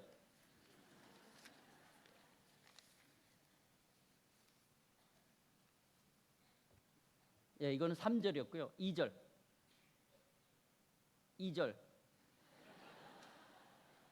33장 2절. 어려워요? 자꾸 이럴 때마다 내 대머리 자꾸 보여주는. 제가 읽을게요. 2절. 예. 이를 행하시는 여호와, 그것을 지어 성취하는 여호와, 그것을 만들며 성취하시는 여호와, 그의 이름을 여호와라 하는 이가 이와 같이 이르시도다. 그러니까 하나님은 당신의 이름에 명예를 걸고 우리에게 약속하시는 거예요. 어떤 하나님이? 이를 행하시는 여호와, 그것을 만들며 성취하는 여호와, 그의 이름을 여호와라 하는 자가 당신의 이름에 명예를 걸고 우리에게 약속하시는 것이 뭐냐? 너는 내게 부르짖으라는 거야. 그럼 내가 응답하겠고 내가 알지 못한 크고 비밀한 일을, 은밀한 일을 나타내 보이겠다라고 약속하시는 거예요. 아무것도 염려하지 말고 오직 모든 일에 기도와 간구로 너희 구할 것을 감사함으로 아뢰라. 그래 모든 지각에 뛰어나신 하나님이 그리스도 예수 안에서 너희 마음과 생각을 지키시겠다라고 말씀하신 것처럼 우리가 기도할 때 하나님 반드시 응답하신 줄 믿습니다. 우리가 기도할 때, 우리가 부르짖을 때 우리의 작은 신음에도 그 어둠 가운데도 밝은 빛을 비춰주시는 하나님의 응답하심이 우리 가운데 나타날 줄 믿습니다. 여호사밧이 오직 주만 바라보겠다라고 그렇게 역사의 하나님, 창조주 하나님, 통치하신 하나님, 능력의 하나님, 기도에 응답하신 하나님 앞에 기도할 자. 자, 드디어 하나님 쪽에서 반응하시는 거예요. 하나님의 기도에 응답이 나타나는 거예요. 그 응답이 뭐냐? 오직 주만 바라보는 자에게 하나님의 손길이 나타나는데, 첫 번째로 오직 주만 바라보는 자에게 하나님의 위로가 있습니다. 오직 주만 바라보는 자에게 뭐가 있다고요? 하나님의 위로가 있어요. 그게 14절 15절에 보니까 하나님의 사람 야하시엘에게 하나님이 나타나셨어요. 그래서 야하시엘을 통해서 이스라엘 백성, 이 유다 백성에게 말씀하시는데 15절에 이렇게 말합니다. 야하시엘이 이르되 온 유다와 예루살렘 주민과 여호사밧 왕이여 들을지어다. 여호와께서 이같이 너에게 말씀하시기를 너희는 이 큰 무리로 말미암아 두려워하거나 놀라지 말라. 이 큰 무리로 인하여 두려워하거나 놀라지 말라고 말씀하시는 거예요. 하나님께서요, 직접 하나님이 말씀할 수 있음에도 불구하고 하나님은 당신의 종 야하시엘을 통해서 말씀하시는 거예요. 그래서 여러분, 때로는 우리가 기도했을 때 하나님이 내 기도의 응답을 때로는 순장을 통해서, 리더를 통해서, 신앙을 교제하는 형제자매를 통해서, 때로는 목사님들을 통해서, 나의 영적인 지도자를 통해서 우리에게 말씀하실 수도 있어요. 물론 우리에게 직접적으로도 말씀하시지만 하나님이 야하시엘을 통해서 여호사밧과 유다 사람들에게 말씀하신 것처럼 오늘 때로는 우리 주변에 그런 영적인 이웃들을 통해서 말씀하시는 거예요. 그렇기 때문에 여러분, 우리의 신앙은요, 공동체라고 하는 것을 잊지 마시고요, 여러분들이 혼자 이기적인, 아니 때로는 개인주의적인 신앙은 결코 건강한 성경적 가르침이 아닙니다. 성경은 철저하게 유기적인 공동체라고 하는 것입니다. 그리고 그 공동체를 통해서 우리에게 말씀하시는 거예요. 그런데 뭐라고 말씀하시는 거예요? 이 큰 무리로 말미암아 두려워하거나 놀라지 말라는 거예요. 두려워하거나 놀라지 말라는 거예요. 하나님의 위로가 있는 거예요. 저는요, 제가 중국에 가서 한인교회를 한다 이럴 때 쓰는 말이 코딱지만큼도 생각해 본 적이 없어요. 진짜 눈곱만큼도 생각해 본 적이 없어요. 저는 저희 부모님이 이북 사람이었어요. 그러니까 일사후퇴 때 내려오신 분들이 아니시고 6.25 사변이 나기 전에 파견 근무로 서울에서 근무하셨어요. 그러다가 이제 6.25가 나서 그만 이산 가족이 된 게 저희 부모님이에요. 그래서 제 고향이, 저는 을지로 삼가예요. 제 고향 을지로 삼가. 저는 어릴 때부터 자라면서 제가 막내로 자랐습니다. 제가 어느 정도 밥을 안 먹었냐면요, 너무 밥을 안 먹으니까 설탕에다가 밥을 비벼줬댔어요. 그래서 제가 설탕에다가, 제가 나이가 55세니까 그때 옛날에 설탕에다가 밥 비벼 먹고 자란 사람이야. 그러니까 제가 안 자랄 수밖에 없죠, 키가. 거기다가 제가 막내인데 저희 아버님이 늘 그랬어요. 저희 아버님이 굉장히 무서웠어요. 이 함경도 이북 사투리 쓰면서 이 종갓나 새끼 어찌 그러니. 여러분 종갓나가 뭐니? 종도 별 볼 일 없는데 종이 갓 낳은 새끼, 종갓나 새끼, 종이 갓 낳은 새끼. 그러니까 얼마나 별 볼 일 없냐라는 거예요. 이 종갓나 새끼 어찌 그러니 그러는데, 그렇게 제가 종갓나 새끼로서 설탕에 밥 비우면서 제가 자랐던 전데, 그러다 보니까 제가 굉장히 편식을 하면서 자랐어요. 편식을 하면서 자라다가, 그러면서도 제가 선교에 대한 그런 마음이 있어가지고 제가 선교사로 가려고 하는데 동남아시아를 단기 선교를 갔어요. 혹시나 했는데 역시 나는 못 간다라는 게 완전히 증명이 됐어요. 제가 언제부터 그렇게 샤워를 열심히 했다고 그 샤워를 하루 못한 것 같고 그렇게 힘들어하면서, 와, 특별히 그 향차이라고 그 냄새나는 풀이 있어요. 냄새나는 풀, 이 동남아시아 쌀국수 먹으러 들어가거나 어딘지 다 있는 거죠. 우와, 저는 꼭 죽을 것 같은 거예요. 죽을 것 같은 거예요. 그래서 저는 역시 저는 선교사를 못 나간다라고 생각하는데, 같이 갔던 일행이 저보러 기영 형제는 일본이 맞을 것 같아. 제가 일본 그러니까 딱 떠오르는 생각이 닭광하고 우동이었어요. 그게 제가 일본으로 가게 된 계기였어요. 그러니까 저는 일본에 선교사로 갔을 때 많은 어떤 선교사님들은 자기가 요나처럼 한국과 일본의 역사적인 그런 아픔 속에 자기는 절대로 일본으로 오려고 하지 않았다는 거예요. 그런데 하나님이 그런 요나처럼 자기를 다루셔서 자기가 일본으로 선교사 왔다고 눈물을 뚝 뚫는데, 저는 전혀 그런 감정이 아닌 닭광하고 우동 때문에 저는 일본 와사다 대학 앞에 세이쇼 그리스도 교회라고 일본인 교회 안에서 일본인 대학부를 맡는 사역자로 선교사로 10년을 있었어요. 그리고 이제 10년이 끝나고 안식년을 하고 있는데, 이제야 내가 선교사로서 일본을 조금 알 것 같아요. 이제 제대로 선교를 할 것 같은 거예요. 그래서 이제 드디어 제가 좀 일본에 가서 선교사로 좀 제대로 해야 되겠다라는 순간, 돌아가신 오카노 목사님이 전화가 왔어요. 목사, 상해가. 저는요 중국을 한 번도 생각해 본 적이 없고요, 더군다나 중국에 가서 한인교회를 한다, 진짜 코딱지만큼도 생각해 본 적이 없어요, 저는요. 그런데 옥 목사님 말씀했기 때문에 근데 이거는 무슨 말씀을 그렇게 말씀하세요? 이렇게 할 수 있는 관계가 아니었기 때문에.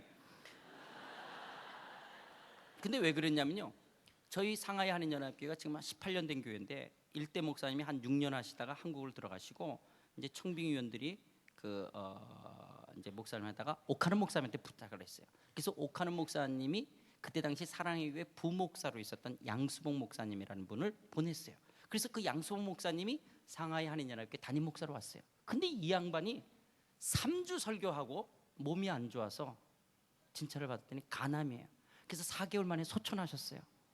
그래서 양 목사님이 돌아가셨기 때문에 그 자리가 빈 거예요. 근데 저건 마치 그때 이제 10년 선교사 끝나고 이제, 그런데 어쨌든 그때 사랑의 교회에서 보낼 만한 사람이 없었어요. 그래서 이제 목사 가라고 하는 거예요. 그래서 저는 예 하고, 사실은 그 대답은 목사님 말씀이기 때문에 일단은 순종하지만 가서 이게 하나님 뜻이 아니라고 이제 목사님한테 나중에 말씀해가지고 이렇게 하려고 일단은 순종을 해야 되니까 예 그런 거예요. 제가 상하이에 도착을 해서 2002년도였어요. 2002년도에 4월 달에 상하이를 보면서 그때도 막 건물들이 막 올라가고 그럴 때였어요. 그래서 상하이도 이런 데가 있네. 그러면서 그 호텔에서 딱 해서 샤워를 하는데요, 지금도 상하이 수돗물에서 그런 냄새가 나요. 근데 그때 당시엔 제가 처음이었는데, 제가 샤워를 처음 딱 하면서 물을 처음 맞으면서 제가 했던 말을 말해요. 하나님 아시죠? 저 이런 거 적응 못하는 거. 나는 이런 거는 그게 제가 첫 마디였어요. 하나님 아시죠? 저 이런 거 적응 못하는 거.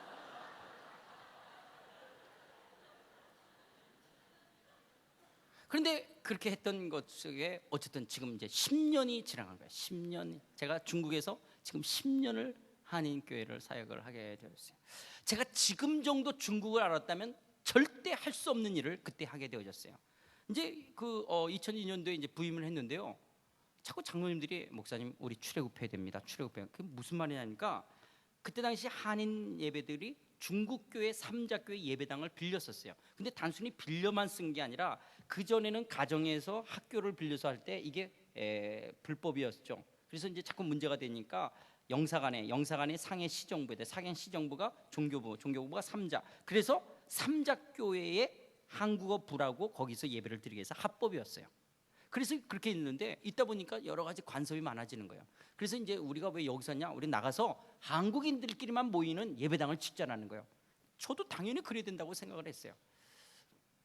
그래서 하는데 그리고 이제 한 1년 2년 되니까 굉장히 이제 그때 이제 한중 수교 맺은 이제 10년이 넘으니까 한국 사람들이 많이 몰려왔어요. 그래서 교회가 굉장히 숫자적으로 이제 많이 늘어났어요.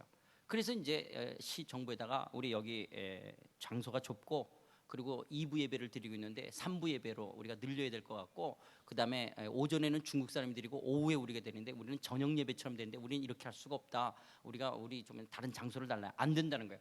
그런데도 우리가 어떻게 하냐? 옥공장 3층짜리를 우리가 임대해가지고 교회로 리모델링으로 다 꾸몄어요. 그러고 나서 상해 시정부에다가 통보했어요. 통보 보고한 게 아니라 통보했어요. 우리 다음 달서부터 저기 가서 예배 드린다. 저는요, 내 눈에 흙이 들어가도 안 된다는 말이 나는 우리 한국말인 줄 알았어요. 그게 한국에 있는 고사성어 중에 있는 줄 알았더니 그게 중국에 있는 말이더라고요. 절대로 안 되는 거예요. 이건 있을 수도 없는, 그리고 뭐 절대로 안 되는 일이에요.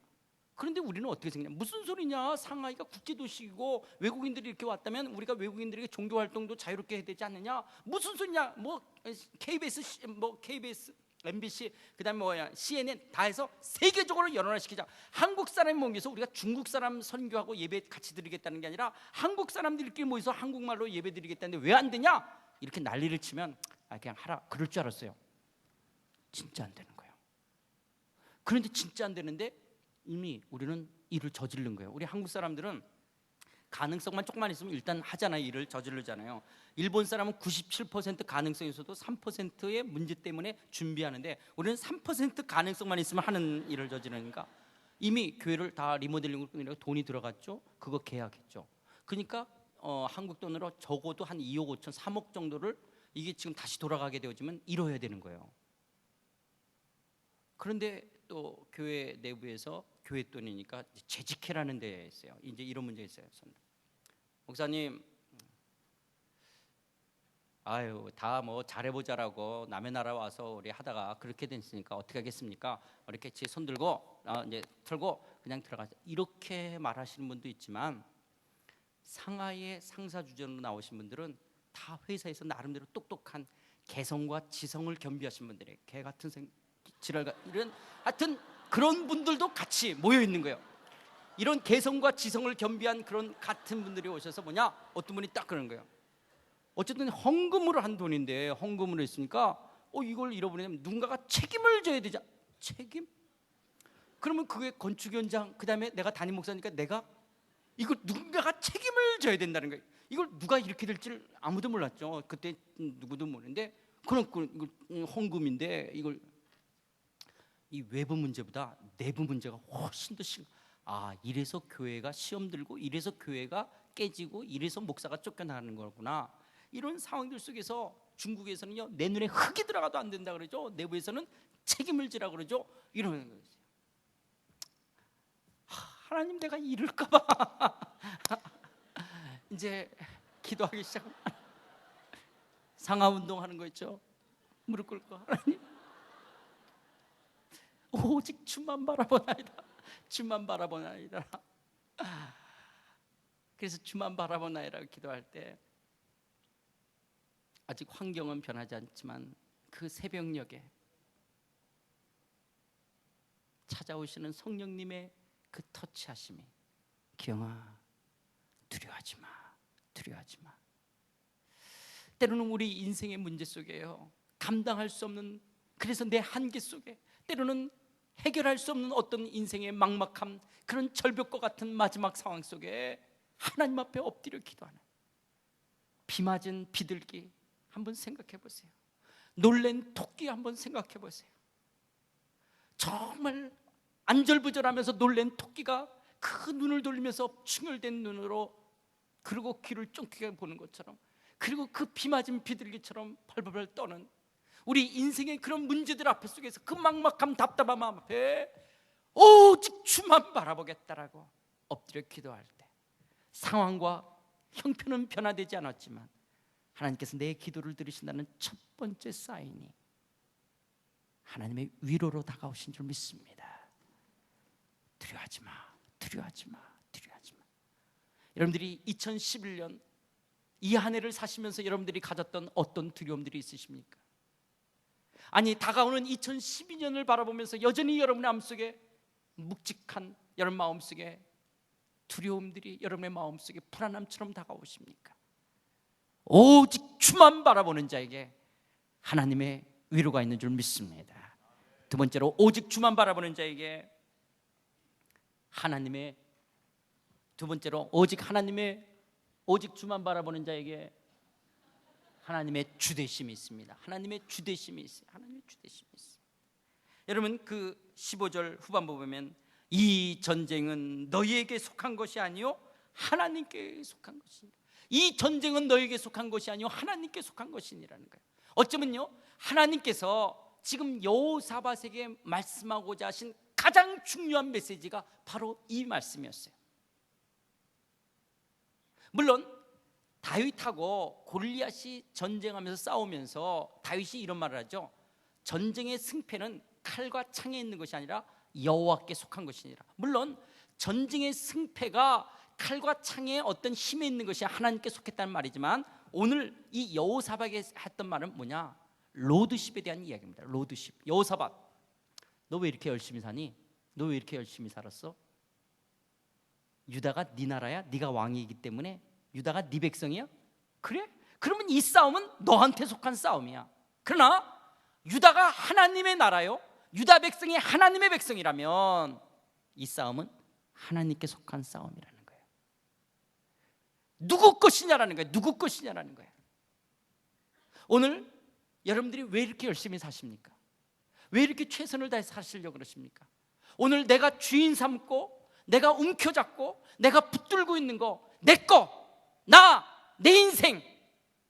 그래서 내 인생의 진로, 내 인생의 결혼 생활, 우리 집, 우리 엄마 아빠, 우리 집안, 여러분의 내일. 그래서 내 인생이라는 그래서 내 인생이라는 나를 내가 붙잡고요, 내가 주인 삼고 내가 움켜잡고 내 것이라고 하기 때문에 발부둥치는, 그것이 최선이든 아니면 내 인생의 그런 최선이 아니라 할지라도 내 인생을 꽉 쥐고 있는 것 속에 오늘 우리의 피곤함이 있는 거 아니에요? 왜 여러분들이 피곤하세요? 여러분들이 왜 지쳐 있어요? 왜 여러분들이 낙심하시고, 왜 여러분들의 마음속에 무거움이 있고 기쁨이 저 내면으로부터 올라오는 그런 희열과 같은 기쁨을 왜 누리지 못합니까? 이 젊은 날에 누가 주인이냐라는 거예요. 누가 주인이냐라는 거예요.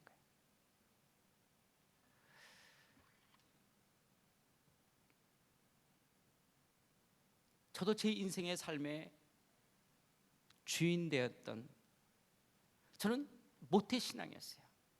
어릴 때서부터 교회에서 자란. 그래서 주일학교 그러면 교사라면 못해요, 성가대 하세요, 못해요, 교회 봉사하세요, 못해요라고 하는 모태신앙으로 제가 자랐어요.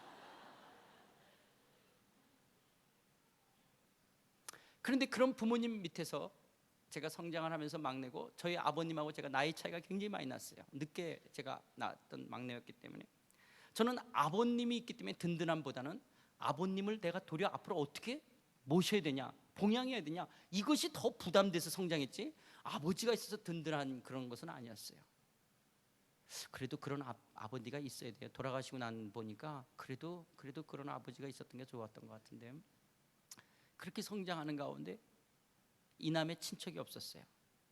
더군다나 우리 아버님이 종갓나 새끼, 이런 말도 잘 아시지만 저희 아버님 은사가 사기당하는 거였어요. 그러니까 늘 이 사기당하는 은사가 있었기 때문에 먹고 살만 하면 사기당하시고 먹고 살면 사.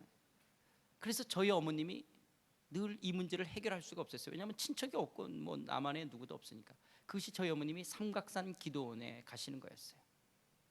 그래서 늘 우리 아버님의 은사가 발휘될 때마다 우리 어머님은 삼각산에서만 있어야 되는, 그리고 제가 막내였기 때문에 우리 어머님이 어릴 때부터 저를 삼각산 기도원을 데리고 다녔댔어요. 제가 어릴 때도 봤던 그런 부분도 있겠지만은 저는 한쪽 속에 그런 어머님의 신앙을 이어가는 것도 있지만 뭐냐면 저는 제 인생을 꽉 잡았어요. 그리고 내 인생이 이렇게 살 수는 없는, 거기다가 제가 이렇게 물론 사춘기 지나면서 그때 당시, 지금은 여러분 때하고 좀 달라서 옛날 때는 우리는 다 이렇게 기 올리고 이렇게 우리 생각하고, 물론 그때는 무슨 쇼펜하우어 같은 이런 염세주의적인 그런 책도 읽고 좀 다 우리 옛날 그 70년대는 다 그랬거든요. 그런 부분들이 있어요. 그러니까 이렇게 인생에 대해서 빤하다라는 생각이 있었어요. 그리고 제가 이렇게 좀 작다 보니까 이렇게 동적인보다 좀 정적으로 이렇게 좀 있었어요. 그러다 보니까 인생이 너무 빤하다라는 생각이 있었어요. 그 빤함이 죽을 수는 없고 자살해서 죽을 수는 없고, 왜냐하면 크리스찬이었으니까. 그것이 저한테 거꾸로 어떻게 나타났냐, 그러니까 내 인생은 평범할 수 없다라고 잡았어요. 근데 평범할 수 없지만 환경은 평범한 것들 속에서 찾아오는 그런 환경들 속에 있는 거예요. 그것이 하나님 앞에 하나님이라고 하는 것들이 있어요. 제 인생을 이렇게 꽉 쥐고 있었는데요, 제가 군대를 갔다 와서요 1981년도 제가 어떤 목사님을 만나게 되어져요. 제가 그 목사님을 만나면서 제 인생에 엄청난 변화가 일어났어요. 이제 이동원 목사님인데요, 서울 침례교회. 그리고 1982년도 1월 달에 오정현 간사를 만나게 돼요. 그때는 오정현 간사라고 불렀어요. 내수동교회 간사. 그때 서울 침례교 대학부 수련회를, 겨울 수련회를 왔어요. 오정현 간사님이 오셨어요. 저는요 어릴 때서부터 저는 오래된 신, 고신 측, 모든 신이 다 모이는 총신 합동 측에서부터 어릴 때부터 자랐어요. 그렇기 때문에 저는 침례교회를 간다라는 것이 굉장히 저는 하여튼 그렇게 느껴졌던 그랬는데요. 그러나 그때 이제 제가 그 교회를 이렇게 가면서인데, 일단은 그런 오래된 신을 섬기고 모든 귀신이 다 모이는 고신 총신 속에서 볼 수 없었던 장면이 있었는데, 간사라는 분이 일단은 그 강사로 온다는 게 그때 당시 굉장히 낯설었어요. 그리고 1월 달이었어요. 성탄절이 지났어요. 그런데 오자마자 이 간사가, 오정현 간사가 이러는 거예요. 성탄절이 다했지만 이제 곧 이제 다음 해에 성탄절이 올 거라는 거예요. 그 말도 아주 지난 지 한 달도 안 됐는데요, 그랬어요. 그러면서 찬반가운 신도 반주해달라 그러는 거예요. 찬반가운 신도여다. 그래서 1절 2절인데 그들이 다시 한번 4절만, 그 다음에 후렴 엎드려 절하세, 반주하지 말고 엎드려 절하세, 더 작게. 그러면서 주님, 저는요 고신 합동층에서 후렴을 반복해서 부르는 적이 한 번도 없었어요.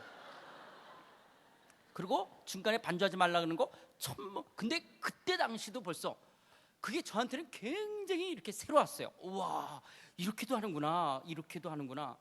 그 다음에 더 파격적인 것이 있었어요.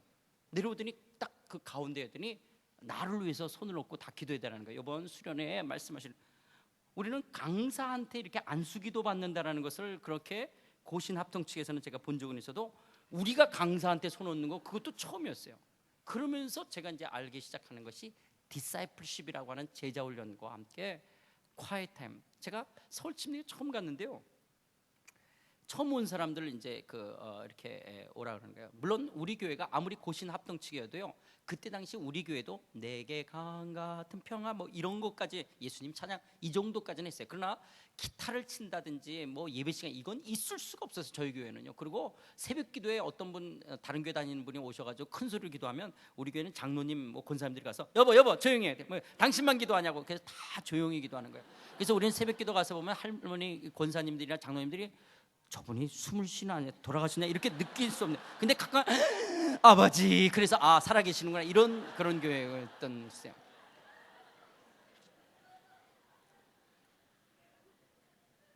그런데도 우리 교회 그런 교회였지만 그래도 내게 강 같은 평화, 예수님 찬양 이런 것까지 왔는데, 그 대학부를 딱 갔더니 날마다 숨쉬는 순간마다 그러면 세상은 평화 원하지만 저는 꼭 제가 시골에 있다가 이 서울학교에 이렇게 온 것처럼 너무너무 이렇게 그런 것이 느껴졌어요. 그러면서 이제 오늘 처음 온 사람들을 이제 이렇게 따로 했는데, GBS라고 그룹 바이블 스터디 하는데 처음 온 사람들만 모이는 거예요. 딱 왔는데 그 자매 리더였어요. 한 사람 앞에 두 가지를 질문하는 거예요. 거듭나셨습니까? 구원의 확신의 근거가 어디 있습니까? 그거하고 두 번째, 퀴티하십니까? 그러는 거예요. 퀴티하십니까? 이게 영어인지 한국말인지 일단은 몰랐고요. 이게 내가 모태 신앙인데 이게 기독교 용어인지 이게 무슨 말? 귀여워하십니까? 이것도 아닐 거고 이게 무슨 말인지를 모르겠어요. 퀴티하십니까? 그런데 제가 그래서 제 차례가 됐어요. 구원의 확신은 뭐 요한복음 1장 12절 뭐 이러는데, 그래서 그 자매님이 퀴티하세요. 그런데 그랬더니 제 신앙은 다 알아봤다라는 듯한 그 얼굴 표정, 괜찮다 그러면서 넘어가는데, 그날 그 자매님이 복음을 이렇게 전했지만 저는 1시간 내내 퀴티하십니까? 퀴티하십니까?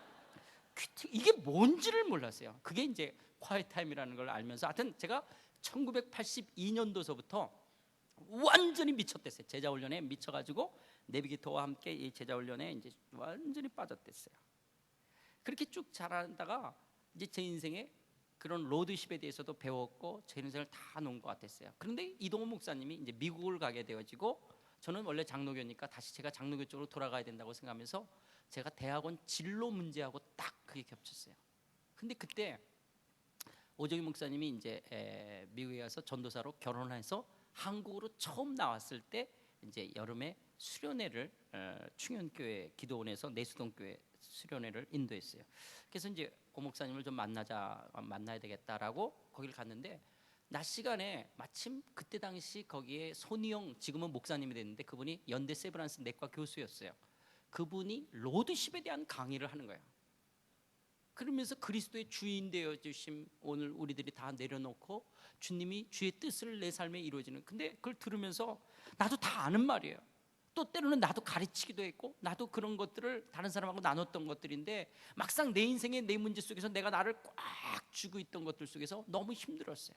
그래서 그냥 뒤에 앉았다가 제가 나왔어요. 그리고 혼자서 그 기도실에 들어갔어요. 그래서 혼자 기도하다가, 하나님, 제가 이제 어떻게 될지, 제 인생의 그 진로의 문제를 놓고 이 막막함 속에 나는 내 인생을 이렇게 해서 여기서 이렇게 꿈을 키웠고 내 인생을 이렇게 살 거라고 생각했는데, 이게 엉뚱하게 뭐 교회가 이제 목사님이 떠나게 되어지고 뭐 여러 가지 진로 문제 속에 있고, 나는 원래 침례교회 장로교회 되고 이렇게 하고, 제가 이미 신학교를 다니고 있었어요, 학부를. 그러니까 저는 이쪽에는 막 이런 어떤 것 속에서 여전히 그렇게 제 인생을 쥐고 있었는데, 그 기도하다가 그냥 이렇게 비몽사몽 환상이 아니라 그냥 하다가 멈췄어요. 그런데 아스팔트 길이 보이는 거예요. 그리고 그 위에 쥐가 하나가 죽어 있는 거예요. 쥐가. 근데 그 위로 차가 지나가니까 쥐가 배가 그냥 하고 배가 터지는 거예요. 이 쥐가 배가 탁 터지는데, 제가 그게 이렇게 나도 얼굴을 찌푸리면서 그러는데 갑자기 그게 엄기용으로 바뀌면서 이 배 터져 죽은 쥐 같은 놈아, 그런 소리가 들리는 것 같아요. 진짜 이 배 터져 죽은 쥐 같은 놈아 이런 게 아니라 그런 소리가 들리는 것 같아요. 이 배 터져 죽은 쥐 같은 놈아, 네 인생을 써달라고? 저는요, 제 인생을 평범할 수가 없는 그런 것들 속에 이렇게 하면서 저의 가정과 저 자신에 대해서 내 인생의 내일 진로의 문제를 놓고 하나님 이렇게 뭔가 축복을 받고 잘 돼야 될 것 같은 그런 것들 속에 나는데, 네 인생, 근데 저를 배 터져 죽은 쥐 같다니. 저는요, 그 전까지 회개 기도할 때 그런 회개 기도 많이 했댔어요. 우리 어머님 성경책에 그때 지폐를 놨던 거 내가 몰래 꺼냈다가 갖다 사 먹었던 거, 또 10권 안 내고 그냥 10판 받아다 밥 먹었던 거, 뭐 그런 거 회개 기도 많이 했지만, 그날 제가 회개 기도는요, 제가 본질적인 죄인이라는 사실을 회개했댔어요. 내가 지었던 죄를 회개한 것이 아니라 내가 본질적인 죄를 회개하면서 하나님 앞에 저를 다 내렸어요. 그런데 그런 나를 위해서 주님이 죽으셨고, 주님의 그 뚝뚝 흘리신 주의 보혈의 피가 나를 정결케 하고, 그 주님이 나와 영원히 함께 하겠다라고 하는 그 주님 앞에 정말 그날 제 인생을 전적으로 내어드렸어요.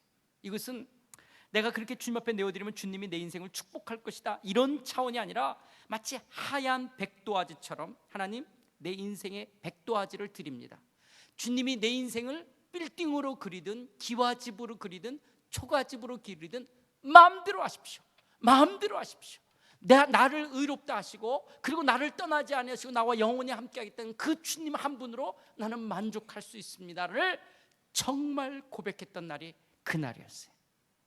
그렇게 내 인생을 정말 주님 앞에 내려놨을 때 그 찾아왔던 마음의 그 기쁨, 물론 제가 충현교회를 내려오고 오정현 목사님을 만나고 내려오면서도 여전히 또 찾아오는 생각이 막막함은 있었어요. 그러나 내 안에 그리스도가 주인이라고 하는 것들을 느끼는, 그것이 30년이라는 시간이 지나면서 제 인생의 삶을 돌이켜봐도요, 여전히 물론 중간에 내가 로드십을 항상 지키지 못하고 여전히 내가 주인 노릇할 때도 있었어요. 제가 상하이 한인연합교회를 가서 주님이 저한테도 늘 저한테는 내가 절대 내가 까불지 않겠다, 내가 교회를 성장시키겠다라고 하는 것을 갖고 내가 절대로 까불지 않는 주님의 주되심을 인정하는, 주님의 주인 되심을 인정해야 됐다라고 하는 것들을 늘 상기시키는, 오늘 우리가 고백하는 것처럼 내가 그리스도와 함께 죽었으니 이제는 내가 사는 것이 아니라 내 안에 그리스도가 산다라고 하는 것은 내 안에 전적으로 예수님이 왕이요 주인 되시는 거예요. 이 여호사밧을 향하여 하나님이 야하시를 통해서 두 번째 말씀하신 것이 오직 주만 바라보는 자에게 로드십에 대해서 이야기하는 거예요. 이거 누구 거냐라는 거예요. 여호사밧, 네가 한 나라의 왕으로 그렇게 군사력이나 경제력이나 교육이나 사법 문제에 있어서나 그리고 외교 문제까지 그렇게 죄를 져가면서까지도 그렇게 네 인생을 네가 붙들려고 했던 이유가 뭐냐라는 거예요. 그것을 내려놓게 하는, 그리고 오직 주만 바라보는 주의 백성이요 주의 나라에, 그래서 이 전쟁은 하나님께 속한 것이라고 말씀하시는 거예요. 오늘 여러분의 인생의 주인이 누굽니까? 여러분의 그 두려움과 피곤함과 지침이 내가 주인 삼고 있는 것들, 그것으로 말미암은 것이라면 오늘 주님은 우리에게 로드십, 주의 주되심 앞에 내려놓을 것을 이야기하시는 거예요. 그리고 세 번째로 오직 주만 바라보는 자에게 하나님의 구원하심이 있습니다. 세 번째로 오직 주만 바라보는 자에게 하나님의 구원, 세 번째로 오직 하나님의 주되심, 오직 주만 바라보는 자에게 하나님의 구원을 보게 되어집니다.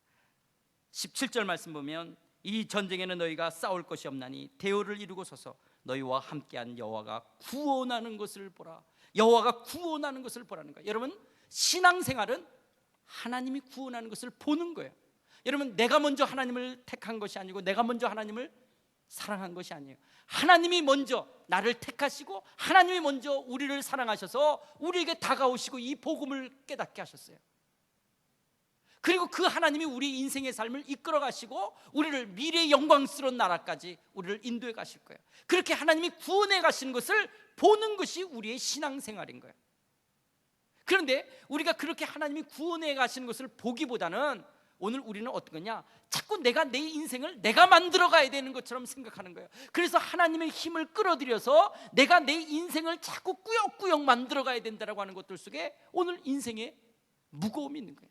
그리스도인들이기 때문에 가져야 될 기쁨과 평안을 누려야 되는 것인데 우리는 그 주님 때문에 세상이 줄 수 없는 이 기쁨과 평안을 누려야 되는데 도리어 그 평안과 기쁨을 누리기보다는 내가 내 인생을 꾸려가야 되는, 그 내 인생을 꾸려가는데 하나님을 끌어들여서 하나님 도와달라고, 하나님 축복해달라고 하는 것이 아닌 하나님이 어떻게 이끌어가는지를 보라는 거예요. 비홀드, 보라는 거예요. 하나님이 너의 인생을 어떻게 이끌어 가시는지를 보라는 거예요. 그래서요, 하나님은 이스라엘 백성을 출애굽시키면서 이 원리가 가장 중요한 원리이기 때문에 이스라엘 백성을 출애굽시키면서 첫 번째 이스라엘 백성들에게 가르쳤던 내용이 바로 이거였어요. 출애굽기 14장 13절 14절에 보게 되어지면요, 이스라엘 백성들이 이제 출애굽해서 나왔어요. 근데 앞에 홍해가 가로막혔어요. 뒤에 애굽 군대가 다시 이 이스라엘 사람을 잡으러 오는 거예요. 사면초가요. 앞에는 홍해바다, 뒤에는 애굽 군대. 그 사면초가 속에서 이스라엘 백성들이 하나님과 모세를 원망하면서, 아니 애굽에 내장지가 없어서 우리를 이 광야로 데리고 와서 우리를 여기서 죽이려고 하냐라고 하나님과 모세를 아우성치며 원망할 때 하나님이 모세를 통해서 하셨던 말씀이 뭐냐? 출애굽기 14장 13절 14절 다 같이 읽읍시다. 시작. 모세가 백성에게 이르되 너희는 두려워하지 말고 가만히 서서 여호와께서 오늘 너희를 위하여 행하시는 구원을 보라. 너희가 오늘 본 애굽 사람을 영원히 다시 보지 아니하리라. 여호와께서 너희를 위하여 싸우시리니 너희는 가만히 있을지니라. 여호와께서 오늘 너희를 위해 행하시는 구원을 보라는 거예요. 구원을 보라는 거예요. 너희는 가만히 서서 여호와께서 너희를 위해 싸우시는 구원을 보라고 말씀하십니다. 이것이 이스라엘 백성들에게 첫 번째 가르쳤던 가장 중요한 레슨이었던 것처럼 오늘 우리의 신앙생활 속에서 배워야 될 중요한 원리가 뭐냐? 하나님이 구원해 가는 것을 보는 게 우리의 삶이에요. 보는 거예요. 내 인생을 내가 만들어가는 것이 아니라 나를 택하시고 나를 사랑하셔서 나에게 이 영적인 이 구원에 이런 하나님의 백성 되게 하신 이 하나님의 백성 안에서 그분이 내 인생의 삶에 이루어 가실 것을 보라는 거예요. 그러면서 우리는 우리의 인생을 기대하는 거예요. 여러분의 내일을 바라보십시오. 여러분의 내일을 어떻게 이끌어 가실지. 그것이 오늘 이 세상적인 가치관 속에 여러분이 대통령이 되고 여러분들이 재벌이 되고 여러분이 떵떵거리고 다 그렇게 되는, 물론 그렇지는 않을 겁니다. 그런 것은 아니에요.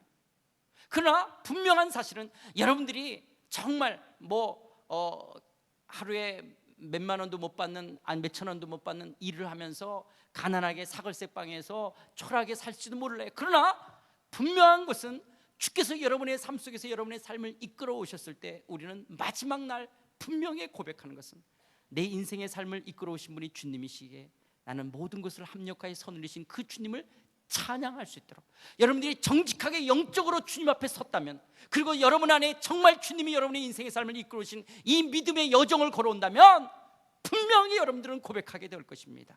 나는 주님으로 기뻐할 수 있습니다. 주님이 내 인생을 이렇게 이끌어 오신 그 주님을 향하여 할렐루야라고 영원히 찬양하게 될 것일 거예요. 하나님이 버리거나 떠나지 아니하시고 여러분의 삶을 마지막 그날까지 이끌어 가실 줄 믿습니다. 그 하나님이 구원해 가시는 것을 보라는 거예요. 저는요, 저희 상하이 한인연합교회가 그렇게 중국 정부와의 관계들 속에서 그 문제가 해결될 수가 없는 줄 알았어요. 절대로 안 되는 거예요. 그런데 기적이 일어났어요. 어떤 일이냐면요, 이 공안 위에 통전부, 통일전선부, 우리나라면 안기부 같은 사람인데 어떤 사람이 등장해가지고, 야, 저 한국 사람들 왜 저렇게 난리를 치냐? 아, 그래서 이렇게 그래? 자, 그렇다면 이렇게 해가지고 사실 답은 너무나 간단한 거였어요. 근데 그 답을 그걸 아무도 못 찾았던데 뭐냐면, 중국은 종교의 자유가 있는 나라입니다. 중국은 종교의 자유가 있는데 종교 활동은 종교 활동 장소에서 해야 된다는 장소의 규정이 있는 거예요. 그렇기 때문에 여러분, 중국에서는 나는 목사다, 그렇다고 나 잡아갈 사람은 아무도 없어요. 그런데 종교 행위를 하면 문제가 되어지는 거예요. 그러니까 종교 행위는 종교 행위 할 수 있는 장소를 들어가야 되는 거예요. 근데 우리는 삼자 교회 안에 한국어부로 있었기 때문에 그거는 종교 활동 장소이기 때문에 합법이에요. 근데 나왔어요. 그렇기 때문에 그건 불법이에요. 왜냐하면 종교 활동 장소가 아니기 때문에. 그런데 이 사람이 어떤 아이디어를 냈냐? 그렇게 난리를 치니까 그러면 저기를 임시 종교 활동 장소로 지정해 주라. 임시라는 걸. 그래서 1년마다 연장해 주는. 그래서 우리가 임시 종교 활동 장소가 되니까 합법이 돼 가지고 우리가 합법적으로 예배를 드렸어요. 지금은요, 그때 당시 그렇게 했던 그 예배당이 이제 있었는데 이제 또 뭐 인원이 좀 더 많아지고 또 여러 가지고 또 도시 계획으로 흘려서 지금은요, 저희 교회가 한 1,200명 정도 들어가는 홀에 5층짜리 이렇게 빌딩으로 해서 저희가 지금 4부 예배로 한 주일학교까지 한 3,000명 정도가 이렇게 매주일 출석해서 예배를 드려요. 그러니까 하나님께서 어떻게 해가신지를 보라는 거예요. 하나님이 하시는 것들, 정말 하나님이 하나님 되심이 어떻게 나타나는지를 보라는 거예요. 하나님이 일하시는 것을 보라는 거예요. 저는요, 제가 이제 중국에서 10년 사역하면서 요즘에는 한국 교회가 너무 아픔을 겪는 것들 속에 제 나름대로 진단하고 느끼면서, 아, 내가 만약에 하나님이 나를 저 과테말라 가서 한 150명 되는 교회 목회를 하라 그래도 저는 지금 순종해서 가려는 마음이 있어요. 하여튼 뭐 그 얘기를 지금 하려고 하는 것이 아니기 때문에, 아니면 만약에 한국으로 다시 들어오라든지 아니면 저를 우르무치로 선교사로 가라도 가르쳐요. 왜냐하면 지금은 목사들이 많은 것을 지금 포기해야 될 시기이기 때문에 한국 교회 같은 상황 속에서는. 그렇기 때문에 제가 그런 마음이 있는데, 그런데 저는 정말 그렇게 하신다면 그렇게 하시는 하나님을 보고 싶어요. 와, 내 인생의 삶을 지난 10년 동안 일본 땅에서, 이제 중국 땅에서 10년, 20년, 앞으로 65세까지 한다면 이제 10년을 만약에 나를 과테말라에서 아니면 나를 다른 데서 그 사역의 열매가 크든 작냐, 이거는 저한테 아무 중요한 것이 아닌 하나님이 구원해 가시는, 하나님이 이끌어 가시는 것을 볼 수 있다면, 그분으로 말미암은 것, 그 안에 진정한 가치가 있는 것 아니에요. 하나님으로 말미암은 것 속에 진정한 삶의 의미와 가치가 있다면 그만큼 귀한 것이 어디 있겠어요. 하나님의 뜻이 여러분의 삶에 이루어지는 것이 여러분의 인생의 성공적인 삶인 줄 믿습니다. 하나님의 뜻이 여러분의 삶에 이루어지는 거예요. 우리가 내일 가인의 문화를 이야기할 거예요. 이 가인의 문화 속에서 파워를 중요하는 이 세상의 가치관으로 크고 작은 것을 갖고 여러분의 인생을 저울질하는 것이 아니라 하나님으로 말미암았다면, 그분으로 말미암아 내 인생이 빚어지는 것이라면 그것이 여러분의 인생의 베스트 웨이인 줄 믿습니다. 그 하나님이 여러분의 삶을 이끌어가는 것을 보라는 거예요. 하나님 보라는 거예요. 그리고 마지막 네 번째로, 오직 주만 바라보는 자에게 송축의 골짜기를 걷게 하십니다. 송축의 골짜기를 걷게 하는 거예요. 이제 하나님께서는요, 이 여호사밧에게 야하시를 통해서 말씀하십니다. 싸울 것이 없나니 대열을 이루고 서서 너희와 함께 여호와는 구하는 것을 보라 하면서 뭐라고 말씀하시냐? 내일 그들을 맞서 나가라. 여호와가 너희와 함께하리라. 이제 나가라고 말씀합니다. 오직 주만 바라보는 자에게요, 하나님의 위로가 있었어요. 그러면서 로드십에 대해서 이야기하시며 하나님이 구원해 가는 것을 보라고 말씀하시면서 이제 뭐냐? 하나님이 함께하기 때문에 그 문제 앞으로 나가라는 거예요. 기독교인들은 이런 위기와 이 두려움 속에 회피하고 도망가는 것이 아니라 이제 그 문제 앞에 하나님이 함께 하시겠다고 말씀하시기에 하나님 뭐라고 말씀하는 거예요? 가라는 거예요. 가라는 거예요. 그렇기 때문에 이제는 기독교인들이 그 문제 앞에 직면해 가는 거예요. 예수 믿는 사람들은 문제도 없고 문제가 우리를 도망가는 것도 아니에요. 여전히 예수 믿는 사람들에게도 폭풍이 불고 문제가 있고 환란이 있을 수 있어요. 그런데 주님이 우리에게 뭘 약속하십니까? 그 문제 속에 함께 하겠다는 거예요. 내가 임마누엘로 떠나지도 버리지도 아니하시고 함께 하겠다라고 약속하시는 거예요. 그 약속하신 주님을 믿고 그 문제 앞으로 나가는 거예요. 그 문제와 직면하는 거예요. 문제와 직면하는 거예요. 여기에 이제 기독교인들의 열심은 여기서부터 나타나는 것이죠. 오늘 내 삶을 게으르고 내가 나태한 가운데 보내는 것이 아니라 주님이 가라고 말씀하셨기에 그 가라고 말씀하신 것 속에서 오늘 내 삶 속에서 내가 해야 될 최선이 있게 되어지는 거예요.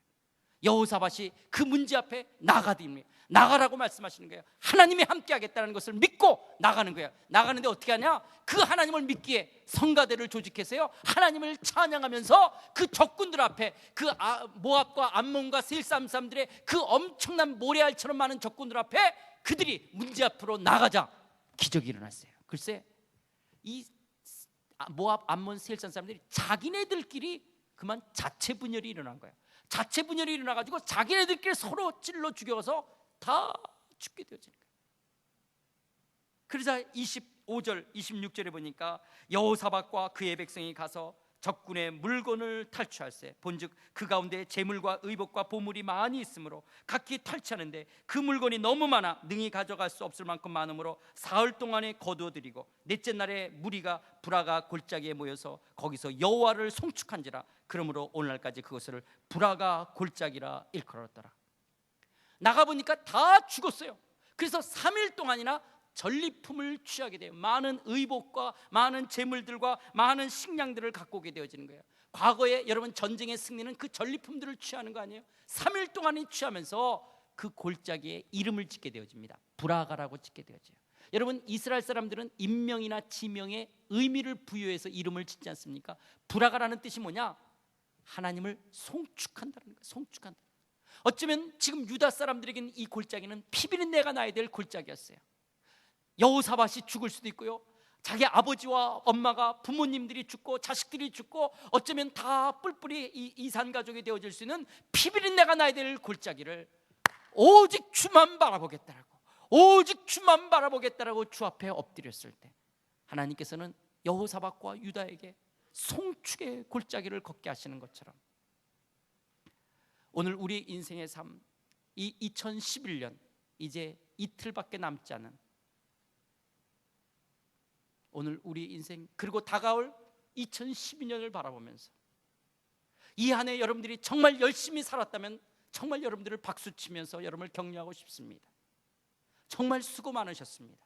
그러나 여러분의 열심이, 여러분의 최선이 누구를 위한, 무엇을 위한 열심 최선이냐에 따라서 나를 자신을 위한, 내 인생, 내 것, 그래서 내 인생의 내일, 내 인생의 진로, 내 인생의 결혼, 내 인생, 내 가족, 나를 붙들고 했다면, 그래서 때로는 원치 아니하는 하나님이 기뻐하지 않는 죄와 타협하면서 내 인생의 부를, 성공을, 안정을 추구했다면 그것은 그리스도인으로 합당한 것이 아니에요.